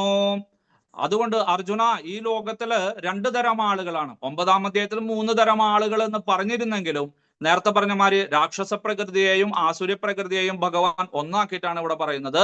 അതുകൊണ്ട് ആസുര പ്രകൃതിക്കാരുമുണ്ട്, ദൈവീക പ്രകൃതിക്കാരുണ്ട്, നല്ല ആളുകളുണ്ട്, ചീത്ത ആളുകളുണ്ട്. അതെവിടെ ചെന്നാലും ഉണ്ട്. സ്വർഗലോകത്തിലുണ്ട്, അതല വിതല സ്ഥലാതല ലോകത്തിലുണ്ട്, ഇനി ചിലപ്പോ വൈകുണ്ഠ ലോകത്തിലും ഉണ്ടാവും. അപ്പൊ നമ്മൾ വിചാരിക്കും മായാപൂരിലും വൃന്ദാവനത്തിലും ഒക്കെ പരിശുദ്ധ ആൾക്കാരല്ലേ? അവിടെയുണ്ട്. ബോംബെയിലും അവിടെയുണ്ട്. അമേരിക്കയിലും ജപ്പാനിലും അവിടെയുണ്ട്. എവിടെ പോയാലും ഈ 2 തരം ആളുകളെ നിങ്ങൾക്ക് കാണുവാനായിട്ട് സാധിക്കും. അപ്പോ അർജുനൻ വിചാരിച്ചു, ഇതെന്താ ഭഗവാൻ ദൈവികമായിട്ടുള്ള പ്രകൃതിക്കാരുടെ 26 ഗുണങ്ങൾ പറഞ്ഞു, ആസുരി സമ്പത്തിന്റെ 6 ഗുണങ്ങളെ പറഞ്ഞിട്ടുള്ള ഭഗവാൻ എന്ത് പറ്റി? എനിക്ക് രണ്ടും അറിയണം, അല്ലെ? എനിക്ക് ചീത്ത ആളുകളെ കുറിച്ചിട്ടും അറിയണം. ഇത് മനസ്സിലാക്കിയിട്ടുള്ള അർജുനൻ പറഞ്ഞു, അർജുന, നിന്റെ മനസ്സിൽ ആസുരി സമ്പത്തിന്റെ ആളുകളെ കുറിച്ചിട്ട് അറിയാനുള്ള ആഗ്രഹമുണ്ട്. അതുകൊണ്ട് വിസ്തരശഃ പ്രോക്തഃ ആസുരീം സമ്പത്ത്, ആസുരീം സമ്പത്തോട് കൂടിയിട്ടുള്ള ആളുകളെ ഞാൻ പറഞ്ഞെങ്കിലും നിനക്ക് ഞാൻ വിസ്തരിച്ച് പറഞ്ഞു തരാം, കേട്ടുകൊള്ളൂ, നീ വിഷമിക്കണ്ട കേട്ടോ, നിന്റെ മനോഗതം എനിക്ക് മനസ്സിലായി എന്ന് പറഞ്ഞ് അന്തരാമിയായിട്ടുള്ള ഭഗവാൻ ആ നേരത്തെ ദൈവീ സമ്പത്തോട് കൂടിയിട്ടുള്ള ആളുകളുടെ എങ്ങനെയാണ് വിസ്തരിച്ച ഗുണങ്ങൾ പറഞ്ഞത്, അതുപോലെ ഇനി ആസുരി സമ്പത്തോട് കൂടിയിട്ടുള്ള ആളുകളുടെ ഗുണങ്ങൾ വിസ്തരിച്ച് പറയാനായിട്ട് ആഗ്രഹിക്കുന്നു. അപ്പൊ നമുക്ക് വിഷമം തോന്നും, ഈശ്വര, ഭഗവാൻ ഇത് എന്നെ കുറിച്ചിട്ടാണല്ലോ പറയുന്നത്, ഇതെങ്ങനെയാ ഭഗവാന് എന്റെ ഗുണങ്ങളെല്ലാം മനസ്സിലായത് എന്നൊക്കെ വിചാരിക്കും. പേടിക്കണ്ട, അതൊക്കെ മാറ്റിയെടുക്കാനുള്ള കഴിവും ഭഗവാനുണ്ട്. ഭഗവാന് ശരണം പ്രാപിച്ചാൽ മതി. പ്രവർത്തിം ച നിവർത്തിം ച ജനാനാ വിദുരാസുരാഃ ന ശൗചം നാഭിചാചാര ന സത്യം തേഷു വിദ്യതേ. ചെയ്യേണ്ടത് എന്താണ്, ചെയ്യാൻ പാടില്ലാത്തത് എന്താണ്, ആരോട് എന്തൊക്കെയാണ് പറയേണ്ടത്, എന്തൊക്കെയാണ് പറയാൻ പാടില്ലാത്തത്, എന്ത് കാര്യങ്ങളാണ് ഇപ്പൊ ചെയ്യേണ്ടത്, എന്ത് കാര്യങ്ങളാണ് പിന്നീട് മാറ്റിവെക്കേണ്ടത് എന്നൊന്നും ഈ ആസുരി സമ്പത്ത് ഗുണങ്ങളോട് കൂടിയിട്ടുള്ള ആളുകൾക്ക് അറിയില്ല. വെറുതെ സംസാരിച്ച സമയങ്ങളെയും വെറുതെ അതും ചെയ്ത സമയങ്ങളെയും ഒരു പ്രയോജനം ഉണ്ടാവില്ല എന്ന്. ശരിയല്ലേ? അസുരാജനാനാവിതു, ഈ ജനങ്ങൾക്ക് അറിയില്ലേ, ഈ ആസുരി സമ്പത്തോട് കൂടിയിട്ടുള്ള ജനങ്ങൾക്ക് അറിയില്ല. പിന്നെയോ തേഷു, അവർക്ക് ശൗചംന, അവർക്ക് ശൗചല്യ, ശുചിത്വമൊന്നുമില്ല, അവര് മുടിയൊന്നും വെട്ടില്ല, അവര് ക്ഷൗരം ചെയ്യില്ല, കുളിയൂല്ല, ആഴ്ചയിൽ ഒരു ദിവസം 2 ദിവസമൊക്കെയും കുളിക്കും അവര്, പിന്നെ പൗഡറും പെർഫ്യൂമും ഒക്കെ അടിച്ച് നടക്കും. അതുപോലെ തന്നെ അവരെ കാണുമ്പോ തന്നെ എന്തോ വസ്ത്രങ്ങളൊന്നും ശരിയായിട്ടുള്ള രീതിയിൽ അഴിക്കില്ല. ഇത് ബാഹ്യമായത്. ആന്തരികമായതോ നല്ല കാര്യങ്ങൾ പറയില്ല. സംസാരിച്ച് തുടങ്ങുന്നത് തന്നെ മറ്റുള്ളവരുടെ ദോഷങ്ങളെ പറഞ്ഞുകൊണ്ടാണ്, അല്ലെങ്കിൽ മോശമായിട്ടുള്ള കാര്യങ്ങൾ. നല്ല കാര്യത്തിന് വേണ്ടി ഫോൺ വിളിക്കില്ല, ചീത്ത കാര്യങ്ങൾ അറിയാൻ വേണ്ടിയിട്ട് സത്സംഗത്തിൽ ഇന്ന് അതുണ്ടായില്ലേ, ഇന്ന് അവര് അതുണ്ടായില്ലേ മാതാജി, അല്ലാതെ വേറെ ഒരു കാര്യവും ഇവര് സംസാരിക്കില്ല. അപ്പൊ അതുകൊണ്ട് ഇതെല്ലാം ആസുരി സമ്പത്തോട് കൂടിയതാണ്. നിങ്ങൾ ഇനി അങ്ങനെയൊക്കെ ചെയ്യുന്ന സമയത്ത് ഒന്നും ഓർക്കുക, ഈശ്വര, ഭഗവാൻ ഇങ്ങനെ പറഞ്ഞിട്ടുണ്ടല്ലോ, പറയാൻ പാടില്ലല്ലോ, മറ്റുള്ളവരെ കുറിച്ചിട്ടോ ഒന്നും പറയാൻ പാടില്ലല്ലോ, അതൊക്കെ ചിന്തിക്കണം. മാത്രമല്ല ആചാര അഭിന, സദാചാരം എന്താണെന്നറിയില്ല, നല്ല നല്ല കാര്യങ്ങൾ എന്താണെന്നറിയില്ല, സത്യനിഷ്ഠയില്ല. നേരത്തെ പറഞ്ഞിട്ടുള്ള ആ നല്ല ഗുണങ്ങളുടെ നേരെ വിപരീതം. അങ്ങനെ ചിന്തിച്ചാൽ മതി. പിന്നെയോ അസത്യമപ്രതിഷ്ഠം ദേ ജഗദാഹുരണീശ്വരം അപരസ്പര സംഭൂതം കിമന്യത് കാമഹൈതുകം. ഈ ഭഗവാൻ എന്ന് പറയുന്ന ആളൊന്നും ഇല്ലേ, അതാരെ പറയണത്, കാണിച്ചെന്നാ നിങ്ങൾ എവിടെയാന്ന്, അല്ല? ഓ, ബ്രഹ്മസത്യം ജഗത് മിഥ്യ, എവിടെയാണ് ഈ ബ്രഹ്മം? കാണിച്ചു കേട്ട്. ജഗത്ത് നോക്കൂ, ജഗത്തുണ്ട്, മനസ്സിലായില്ലേ? ഇനി ജഗത്ത് ഭഗവാൻ സൃഷ്ടിച്ചതാണ്. എങ്ങനെ ആൾക്ക് സൃഷ്ടിക്കാൻ പറ്റും ഈ കാര്യങ്ങൾ? ഇത് എങ്ങനെയൊക്കെ ഉണ്ടായതാണിത്? പരിണാമ സിദ്ധാന്തമാണ്, കൂട്ടിയിടിച്ചുണ്ടായതാണ്, ബിഗ് ബാങ് തിയറിയാണ്. അല്ലാണ്ട് ഇതൊന്നും ഉണ്ടാക്കിയതല്ല ഒരാള്. ഒരു നിയാമകനില്ല, സൃഷ്ടിസ്ഥിതിയുമില്ല, സംഹാരവുമില്ല, ഒന്നുമില്ല. അതൊക്കെ വെറുതെ ആളുകൾ പറയുന്നു. ഈശ്വരനില്ല എന്നെല്ലാം പറയുന്ന നാസ്തികന്മാര്, നിരീശ്വരവാദികള്, യുക്തിവാദികള്, ഇവരെല്ലാം ഈ ആസുരി സമ്പത്തോടു കൂടി ജനിച്ചവനാണ്.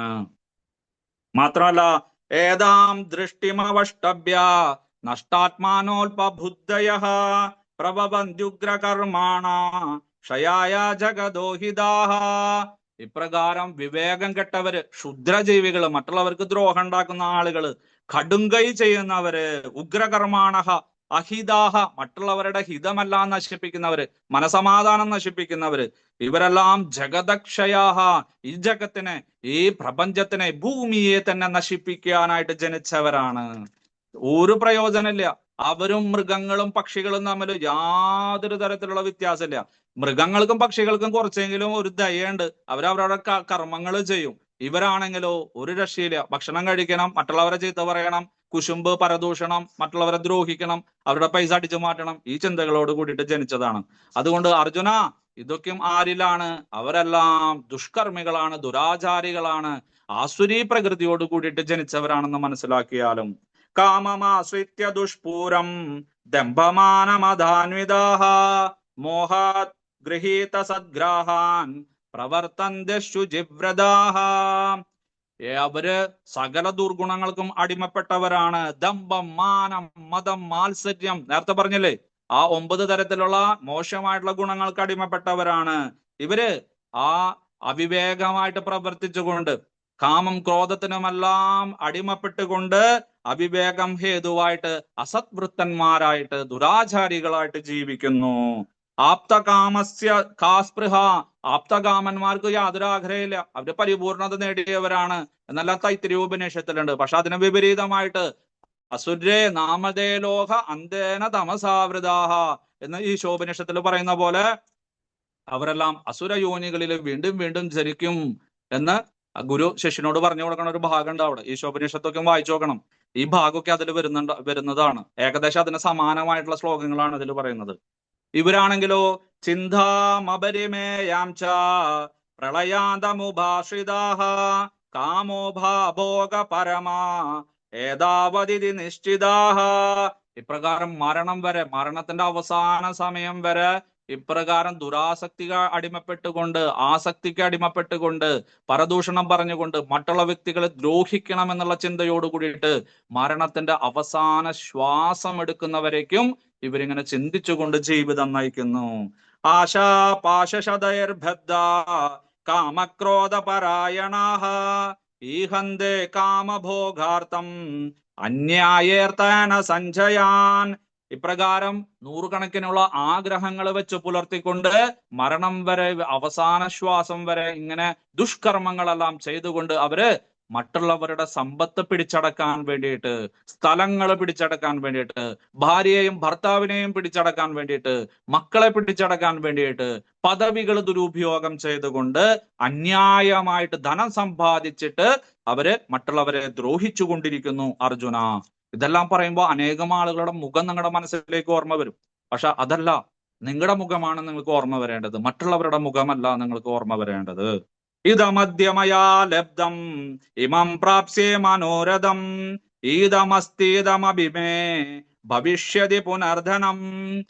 ഞാൻ എന്റെ കഠിന പരിശ്രമം കൊണ്ട് മറ്റുള്ളവരെ കൊന്നിട്ടായാലും മറ്റുള്ളവരെ വഞ്ചിച്ചായാലും ഞാൻ ധനം സമ്പാദിച്ചിട്ടുണ്ട്, ഇനി ഞാൻ സമ്പാദിക്കും. ആരാണ് എന്നെ തോൽപ്പിക്കാനുള്ളത്? ആരാണ് എനിക്കെതിരെ കേസ് കൊടുക്കാനുള്ളത്? കാണട്ടെ ഞാൻ അവരുടെ കഴിവ്. ഇങ്ങനെയെല്ലാം അവര് വലിയ വലിയ കാര്യങ്ങൾ പറഞ്ഞുകൊണ്ട് ജീവിതം നയിക്കുന്നു. അസൗ മയാഹത ശത്രു ഹനിഷ്യേച്ഛാഭരാനഭി ഈശ്വരോഹമഹം ഭോഗി സിദ്ധോഹം ഫലവാൻ സുഖേ. അവനെ ഞാൻ വകവരുത്തി, അവൻ ഇനി സംഘത്തിലേക്ക് വരില്ല, അവനെ ഞാൻ മാറ്റി നിർത്തിയിട്ടുണ്ട്. അവന്റെ കീർത്തനം, അവന്റെ ക്ലാസ് ഞാനൊന്ന് കാണട്ടെ. ഒരാളിനെ ഞാൻ വകവെക്കില്ല. എനിക്കെതിരെ വന്നവരെയെല്ലാം ഞാൻ നിഷ്പ്രഭരാക്കും. എന്നെക്കാളും മൂലം ഇവിടെ ആരില്ലേ? ഞാൻ തന്നെയാണ് ഈ സത്സംഗത്തിന്റെ അവകാശി, ഞാൻ തന്നെയാണ് നാമഘട്ട ലീഡർ. ഒരാളെയും എന്റെ പദവിയിലേക്ക് ഉയരാൻ ഞാൻ സമ്മതിക്കില്ല. അങ്ങനെ പറഞ്ഞു നടക്കുക ആളുകൾ.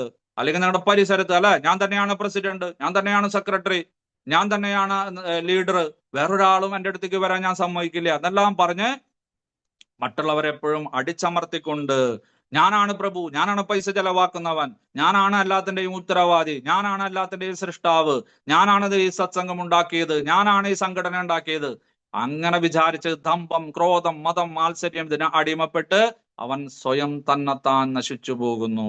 ആരുടെ ഉപദേശം അവൻ കേൾക്കില്ല. കാരണം ആ മനസ്സിൽ അങ്ങനെയാണല്ലോ, അവന്റെ കാഴ്ചപ്പാട് അങ്ങനെയാണ്. ആഢ്യോഭിജനവാനസ്മി കോന്യോസ്തേ സദൃശോ മയാ യക്ഷേ ധാസ്യാമി മോദിഷ്യേ ഇത്യജ്ഞാന വിമോഹിതാഹ.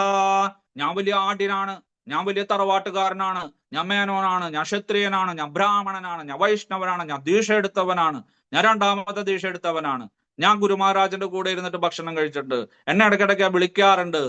അങ്ങനെ വലിയ വലിയ കാര്യങ്ങൾ മാത്രം ചെയ്യുന്നവൻ, അല്ലെങ്കിൽ എനിക്ക് ഇത്രയും സ്വത്തുണ്ട്, എനിക്ക് കെട്ടിടങ്ങളുണ്ട്, എന്നെ ആരാണ് ഉപദ്രവിക്കാൻ വരുന്നത്? എന്നെ ആരാണ് ഉപദേശിക്കാൻ വരുന്നത്? ഞാൻ യാഗങ്ങൾ ചെയ്യും, ഹോമങ്ങൾ ചെയ്യും, പുത്രകാമേഷ്ടി യാഗങ്ങൾ ചെയ്യും, അതിരാത്രങ്ങൾ ചെയ്യും, ഒറ്റയ്ക്ക് എനിക്ക് അഭിഷേകം ചെയ്യാനുള്ള കഴിവുണ്ട്, ആരുടെയും സംഭാവന എനിക്ക് ആവശ്യമില്ല. ഇങ്ങനെ ദമ്പത്തോടും ദർഭത്തോടും ക്രോധത്തോടും അങ്ങനെ പരദൂഷണത്തോടും വലിയ വലിയ ഇതെല്ലാം ചെയ്തുകൊണ്ട് അവൻ ജീവിതം വ്യർത്ഥമായിട്ട് കളയുന്നു അർജുന. അനേക ചിത്ത വിഭ്രാന്ത മോഹജാല സമാവൃതാഹ പ്രസക്ത കാമഭോഗേഷു പതന്തി നരകേഷു ജൗ. ഇപ്രകാരം പലതരത്തിലുള്ള ചിത്തവിഭ്രമങ്ങളോട് കൂടിയിട്ട് വ്യാമോഹമാകുന്ന വലയിൽ പെട്ടിട്ട്, അല്ലെ, മോഹത്തിന് കുഴപ്പമില്ല, വ്യാമോഹം എന്ന് പറഞ്ഞ വ്യർത്ഥമായത്, എന്താണ് ശരി എന്താണ് തെറ്റെന്നറിയില്ല, എന്താണ് ചെയ്യേണ്ടത് എന്താണ് ചെയ്യാൻ പാടില്ലാത്തത്, ഇതൊന്നും അറിയാതെ അവൻ ജീവിതം വെറുതെ കളയുന്നു. കാരണം 84 ലക്ഷം ജീവയോനികളിൽ കൂടെ കടന്നു വന്നിട്ടുള്ള ഈ മനുഷ്യ ജീവിതത്തിന്റെ വില മനസ്സിലാക്കാതെ, അതിന്റെ ഗുണം മനസ്സിലാക്കാതെ അവൻ ജീവിതം നശിപ്പിച്ചു കളയുന്നു. ആത്മസംഭാവിത സ്തബ്ധ ധനമാനമധാന്വിതാഹ യജന്തേ നാമ യജ്ഞസ്തേ ദംഭേനാവിധി പൂർവകം. ഇപ്രകാരം കേമത്തരം കാണിച്ചുകൊണ്ട്, അല്ലെ, സ്വയം കേമൻ എന്ന് ഭാവിച്ചുകൊണ്ട് സ്വയം പൂജകൾ ചെയ്യുക, സ്വയം മന്ത്രങ്ങൾ ഉണ്ടാക്കുക, പ്രത്യേക തരത്തിലുള്ള കാര്യങ്ങൾ, ആക്ഷനുകളൊക്കെ.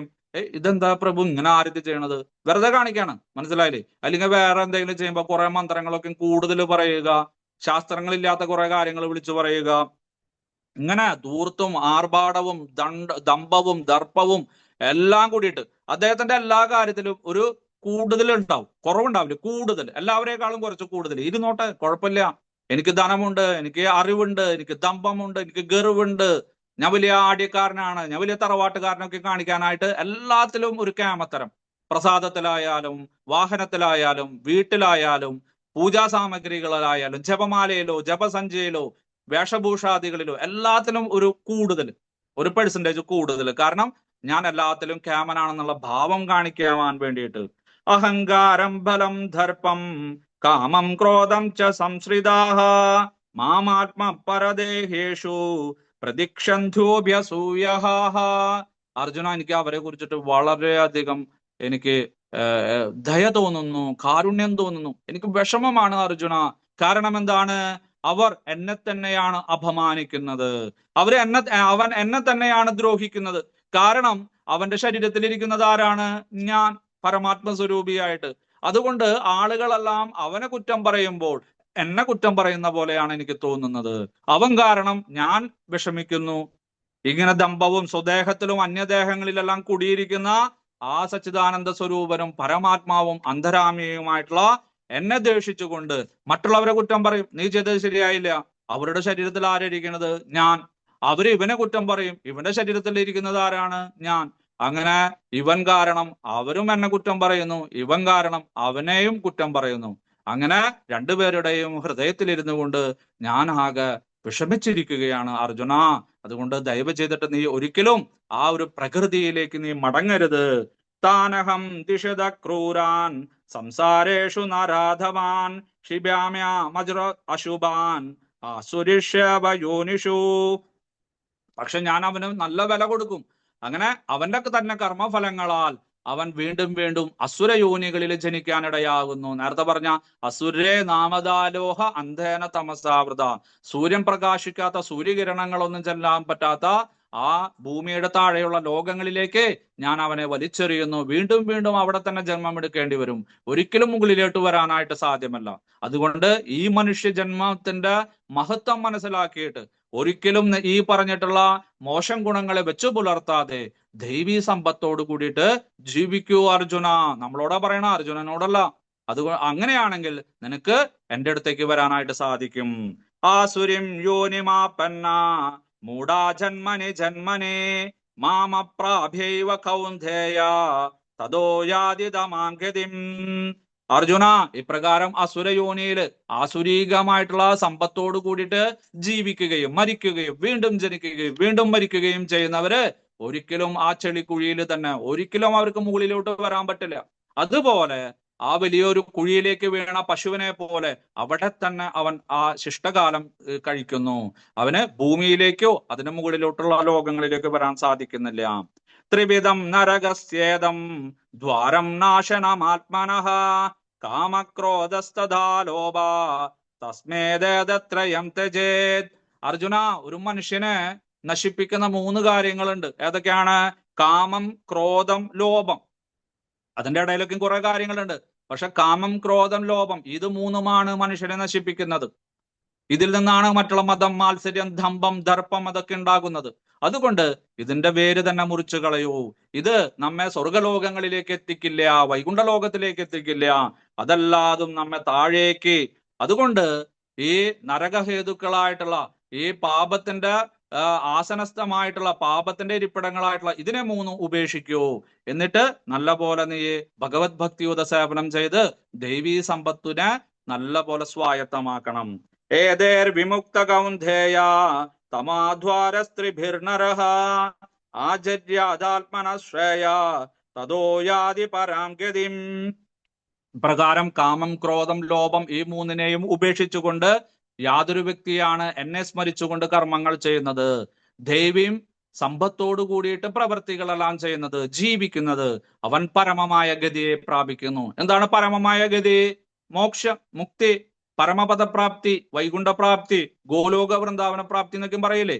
ആ പുനർജന്മമില്ലാത്ത ഭഗവാന്റെ ദിവ്യധാമങ്ങളിൽ എത്തിച്ചേരുന്നു. അതുകൊണ്ട് എന്താ ചെയ്യേണ്ടത്? യാ ശാസ്ത്രവിധി മുസ്സൃജ്യ വർത്തതേ കാമകാരദഃ നസാ സിദ്ധിമവാപ്നോതി നാസുഖം ന പരാം ഗതിം. എന്നാൽ ആരൊക്കെയാണ് ഇതിനെ മനസ്സിലാക്കാതെ ഞാൻ പറഞ്ഞ കാര്യത്തിനെയെല്ലാം അവഗണിച്ചുകൊണ്ട്, ഭഗവത്ഗീതയെ അവഗണിച്ചുകൊണ്ട്, ഭഗവാന്റെ വാക്കുകളെ അവഗണിച്ചുകൊണ്ട്, ആധ്യാത്മിക ഗ്രന്ഥങ്ങളെയെല്ലാം തള്ളിക്കളഞ്ഞുകൊണ്ട്, ആധ്യാത്മിക ഗുരുവിന്റെ വാക്കുകളെയെല്ലാം നിഷ്കരുണം ഉപേക്ഷിച്ചുകൊണ്ട് ജീവിക്കുന്നത്, അവന് ജീവിത വിജയം ഉണ്ടാവില്ല, അവന് സുഖം ഉണ്ടാവില്ല, അവന് പരമപദപ്രാപ്തിയും ഉണ്ടാവില്ല, അവന് മോക്ഷവും ഉണ്ടാവില്ല, അവന് മുക്തിയും ഉണ്ടാവില്ല, അവന് ജീവിതത്തിൽ യാതൊരു സ്വസ്ഥതയും ഉണ്ടാവില്ല. അപ്പൊ സ്വസ്ഥത, ശാന്തി, അതുപോലെ തന്നെ മോക്ഷം, മുക്തി ഇതൊക്കെ വേണമെങ്കിൽ എന്ത് ചെയ്യണം? നാം ഒരു ആധ്യാത്മിക ഗുരുവിനെ സമീപിക്കണം, അദ്ദേഹത്തിന്റെ നിർദ്ദേശങ്ങൾ അനുസരിച്ച് ജീവിക്കണം, ആധ്യാത്മിക സത്സംഗത്തിൽ പോകണം, ഭഗവത് ഭക്തിയുത സേവനം അനുഷ്ഠിക്കണം. നോക്കൂ, വളരെ വ്യക്തമായിട്ടാണ് ഭഗവാൻ പറയുന്നത്. അല്ല, ഇത് എവിടുന്ന് കിട്ടുക ഈ കാര്യങ്ങള്? എങ്ങനെ മനസ്സിലാക്കാൻ സാധിക്കുക? ഏത് പുസ്തകം വായിച്ചാലും ഇത് മനസ്സിലാവാ? ഭഗവാൻ പറയുന്നു, വളരെ ലളിതമാണ് അർജുന, ഇതിനെ കുറിച്ചിട്ടൊന്നും നീ ചിന്തിക്കേണ്ട ആവശ്യമില്ല. തസ്മാ ശാസ്ത്രം പ്രമാണം തേ കാര്യാകാര്യ വ്യവസ്ഥിതോ ജ്ഞാത്വാ ശാസ്ത്രവിധാനോക്തം കർമ്മ കർത്തുമിഹാർഹസി. അർജുന, അതുകൊണ്ട് എന്താണ് ചെയ്യേണ്ടത്, എന്താണ് ചെയ്യാൻ പാടില്ലാത്തത്? കാര്യ അകാര്യ എന്തിന് ശരണം പ്രാപിക്കണം? ശാസ്ത്രം. തസ്മാ ശാസ്ത്രം പ്രമാണം തേ. ശാസ്ത്രമാണ് പ്രമാണം. അല്ലാതെ അവര് പറയുന്നതോ ഇവര് പറയുന്നതോ മാതാപിതാക്കൾ പറയുന്നതോ അയൽവാസികൾ പറയുന്നതോ പൂജാരി പറയുന്നതോ അല്ലെങ്കിൽ യൂട്യൂബിലെ മറ്റുള്ള നിങ്ങളെ വലിയ വലിയ പ്രൊമോഷൻ സ്പീക്കേഴ്സ് പറയുന്നതോ അവരൊന്നല്ല. ഏതാണ്? തസ്മാ ശാസ്ത്രം പ്രമാണം തേ. എല്ലാവരും ഇത് പാഠം പഠിക്കണം ഈ ശ്ലോകം. തസ്മാ ശാസ്ത്രം പ്രമാണം തേ. അവരിവരും പറയുന്നതല്ല, കേട്ടതല്ല, പത്രങ്ങളിൽ വരുന്നതല്ല, കായിക സാംസ്കാരിക രംഗത്തുള്ളവർ പറയുന്നതല്ല. അതൊക്കെ ചിലപ്പോൾ സുഭാഷിതമായിട്ടോ അല്ലെങ്കിൽ വേറെ കാര്യങ്ങൾ അവരുടെ വായിൽ തോന്നുന്നതായിരിക്കും. അവർ നാളെ അത് മാറ്റി പറയാം. പക്ഷെ ഭഗവാൻ പറഞ്ഞ കാര്യങ്ങൾ ഒരിക്കലും മാറ്റി പറയില്ല. സത്യം മനസ്സിലാക്കിയിട്ടുള്ള പരമസത്യത്തെ കണ്ട് അനുഭവിച്ചറിഞ്ഞ് നമ്മുടെ മഹർഷിമാരെ എഴുതിയിട്ടുള്ള ഗ്രന്ഥങ്ങൾ, അതിനെയാണ് ശാസ്ത്രം എന്ന് പറയുന്നത്. പലരും പറയാറുണ്ട്, നിങ്ങൾ എന്താ ആധ്യാത്മിക രാമായണം, അധ്യാത്മ രാമായണം കിളിപ്പാട്ടിന് പ്രചാരം കൊടുക്കാത്തത്? തുഞ്ചത്തെഴുത്തച്ഛൻ എഴുതിയത് അത് ശാസ്ത്രമല്ല. ശാസ്ത്രമല്ലേ? കേരളം മുഴുവൻ അംഗീകരിച്ചതാണല്ലോ. ആണ്, നല്ല കാര്യം, നിങ്ങൾ ചൊല്ലിക്കോളൂ. പക്ഷെ ശാസ്ത്രമല്ല. അപ്പൊ ഏതാ ശാസ്ത്രം? സത്യം മനസ്സിലാക്കിയിട്ടുള്ള മഹർഷിമാര്, മുനിമാര് എഴുതിയിട്ടുള്ള ഗ്രന്ഥങ്ങള്. നാരായണീയം നിങ്ങൾ എന്താ വായിക്കാത്തത്? നാരായണത്തിന് എന്താ? കേരളം മുഴുവൻ ഉണ്ടല്ലോ നാരായണീയം. നാരായണീയം ശാസ്ത്രമല്ല. എന്താ കാരണം? മഹർഷി എഴുതിയതല്ല, മുനി എഴുതിയതല്ല. ആരാ പറഞ്ഞത്? ഭഗവാൻ പറഞ്ഞതാണ് 16-ാം അധ്യായത്തില്. തസ്മാ ശാസ്ത്രം പ്രമാണം തേ. ഇങ്ങനെ നമ്മൾ നോക്കുകയാണെങ്കിൽ പല ഗ്രന്ഥങ്ങളും നല്ലതായിട്ട് തോന്നും നിങ്ങൾക്ക്. നേരത്തെ പറഞ്ഞ മാതിരി നല്ല ഉപദേശങ്ങളുണ്ട്, സുഭാഷിതങ്ങളുണ്ട്, നമ്മളെ കുറിച്ചിട്ടൊക്കെ പറയുന്നുണ്ട്. അതില് നമുക്കത് വായിച്ചു കഴിഞ്ഞാൽ മനസ്സിനൊരു സുഖം കിട്ടും. പക്ഷെ അത് ശാസ്ത്രമാണോ എന്ന് ചോദിച്ചു കഴിഞ്ഞാൽ അല്ല. ഇനി അതിനെ ഉപേക്ഷിക്കാനാണോ പറയുന്നത്? അതുമല്ല. അയ്യേ, അതിനെ വെറുക്കാനാണോ, അത് വലിച്ചെറിയാനാണോ, കത്തിക്കാനാണോ പറയുന്നത്? അല്ല. അത് വായിച്ചോളൂ. പക്ഷെ ശാസ്ത്രമാണോ? അല്ല. നോക്കൂ, ശാസ്ത്ര മുസൃജ്യ. നോക്കൂ, ആവശ്യമില്ലാത്ത കാര്യങ്ങളെ, അതുപോലെ ചെയ്യാൻ പാടില്ലാത്തതിനെ ഉപേക്ഷിക്കണം. എന്നാലോ തസ്മാ ശാസ്ത്രം പ്രമാണം തേ. ശാസ്ത്രം അംഗീകരിച്ചു വേണം. അപ്പൊ ഏതൊക്കെയാണ് ശാസ്ത്രങ്ങള്? അടുത്ത അധ്യായത്തിൽ പറയാൻ പോണേട്ടാ. അർജുനൻ ചോദിക്കും. അപ്പൊ പറയണോ, സത്യം മനസ്സിലാക്കിയിട്ടുള്ള മഹർഷിമാരും മുനിമാരും ഋഷിമാരുമെല്ലാം ഭഗവാന്റെ അവതാരങ്ങളുമെല്ലാം യാതൊന്നാണോ പറഞ്ഞിരിക്കുന്നത്, ഏതൊക്കെ ഗ്രന്ഥങ്ങളിലാണ് പറഞ്ഞിരിക്കുന്നത്, അതിനെയാണ് ശാസ്ത്രം എന്ന് പറയേണ്ടത്. ആധ്യാത്മിക ശാസ്ത്രം അല്ലെ? ഭൗതിക ശാസ്ത്രമുണ്ട്, ഗണിത ശാസ്ത്രമുണ്ട്, അങ്ങനെ അനേക ധനതന്ത്ര ശാസ്ത്രമുണ്ട്, രാഷ്ട്രീയ ശാസ്ത്രമുണ്ട്, കുറെ ശാസ്ത്രങ്ങളെ കുറിച്ചിട്ട് നിങ്ങൾക്കറിയാം. അതുപോലെ നമ്മുടെ പരിപൂർണതയ്ക്ക്, നമ്മുടെ പരമമായിട്ടുള്ള മോക്ഷത്തിന്, മുക്തിക്ക് വേണ്ടിയിട്ട് നാം വായിക്കേണ്ട ഗ്രന്ഥം ഏതാണ്? ആധ്യാത്മിക ശാസ്ത്രം. ഏതൊക്കെയാണ്? വേദങ്ങള്, ഉപനിഷത്തുകള്, ഭഗവത്ഗീത, ഭാഗവതം, ഇതിഹാസ പുരാണങ്ങൾ കഴിഞ്ഞു. ഇത്രയ്ക്കുള്ളൂ. മനസ്സിലായോ? അപ്പൊ അതിൽ 18 പുരാണങ്ങൾ, ഉപപുരാണം, അതൊക്കെ അതിൽ പെടും. പക്ഷെ നമ്മുടെ ഇന്ന് കിട്ടുന്ന ചെറിയ ചെറിയ ഗ്രന്ഥങ്ങള് എല്ലാം അത് ശാസ്ത്രമാണോ എന്ന് ചോദിച്ചു കഴിഞ്ഞാൽ ഭഗവാന്റെ നിർവചന പ്രകാരം ഭഗവത്ഗീതയുടെ കാഴ്ചപ്പാടില് ശാസ്ത്രമല്ല. ക്ലിയർ ആയില്ലേ നിങ്ങൾക്ക്? അപ്പൊ പലരും ചോദിക്കാറുള്ള ചോദ്യമാണ് ഞാൻ നിങ്ങളോട് ചോദിച്ചത്. അത്രേ ഉള്ളൂ. എന്നോടും ചോദിച്ചിട്ടുണ്ട്. അപ്പൊ ഞാൻ പറയും 16 പറഞ്ഞിട്ടുണ്ട് ഭഗവാൻ. സത്യം മനസ്സിലാക്കിയിട്ടുള്ള, അത് അനുഭവിച്ച് അതിലൂടെ സഞ്ചരിച്ച് പരമപദത്തിലെത്തിയിട്ടുള്ള മഹർഷിമാർ എഴുതിയിട്ടുള്ള ഗ്രന്ഥങ്ങൾ, അതിനെ മാത്രമേ ഞങ്ങള് ശാസ്ത്രമായിട്ട് അംഗീകരിക്കാറുള്ളൂ. അത് ഏതായാലും നമ്മൾ അംഗീകരിക്കും. അല്ലാതെ കേൾക്കാൻ സുഖമുള്ളതും നല്ല കഥകളും 1 കോടി പുസ്തകങ്ങൾ വിറ്റഴിഞ്ഞതോ അല്ലെങ്കിൽ പല അവാർഡുകൾ നേടിയിട്ടുള്ള ഗ്രന്ഥങ്ങളായാലും നമ്മൾ അതിനെ ശാസ്ത്രമായിട്ട് അംഗീകരിക്കില്ല. ഇപ്രകാരം ശാസ്ത്രത്തെ പ്രകീർത്തിച്ചുകൊണ്ട്, ആധ്യാത്മിക ഗ്രന്ഥങ്ങളെ പ്രകീർത്തിച്ചുകൊണ്ട് ഭഗവാൻ ഈ അധ്യായം ഉപസംഹരിച്ചു. ഓം തത്സത് ഇത് ശ്രീമദ് ഭഗവത്ഗീതാസു ഉപനിഷത്സു ബ്രഹ്മവിദ്യായാം യോഗശാസ്ത്രേ ശ്രീകൃഷ്ണാർജുന സംവാദേ ദൈവാസുര സമ്പദ് വിഭാഗ യോഗോ നാമ ഷോഡശോധ്യായഃ. ഓം ശാന്തി ശാന്തി ശാന്തി. ഹരേ കൃഷ്ണ. എല്ലാവർക്കും മനസ്സിലായി എന്ന് വിചാരിക്കുന്നു. ആർക്കെങ്കിലും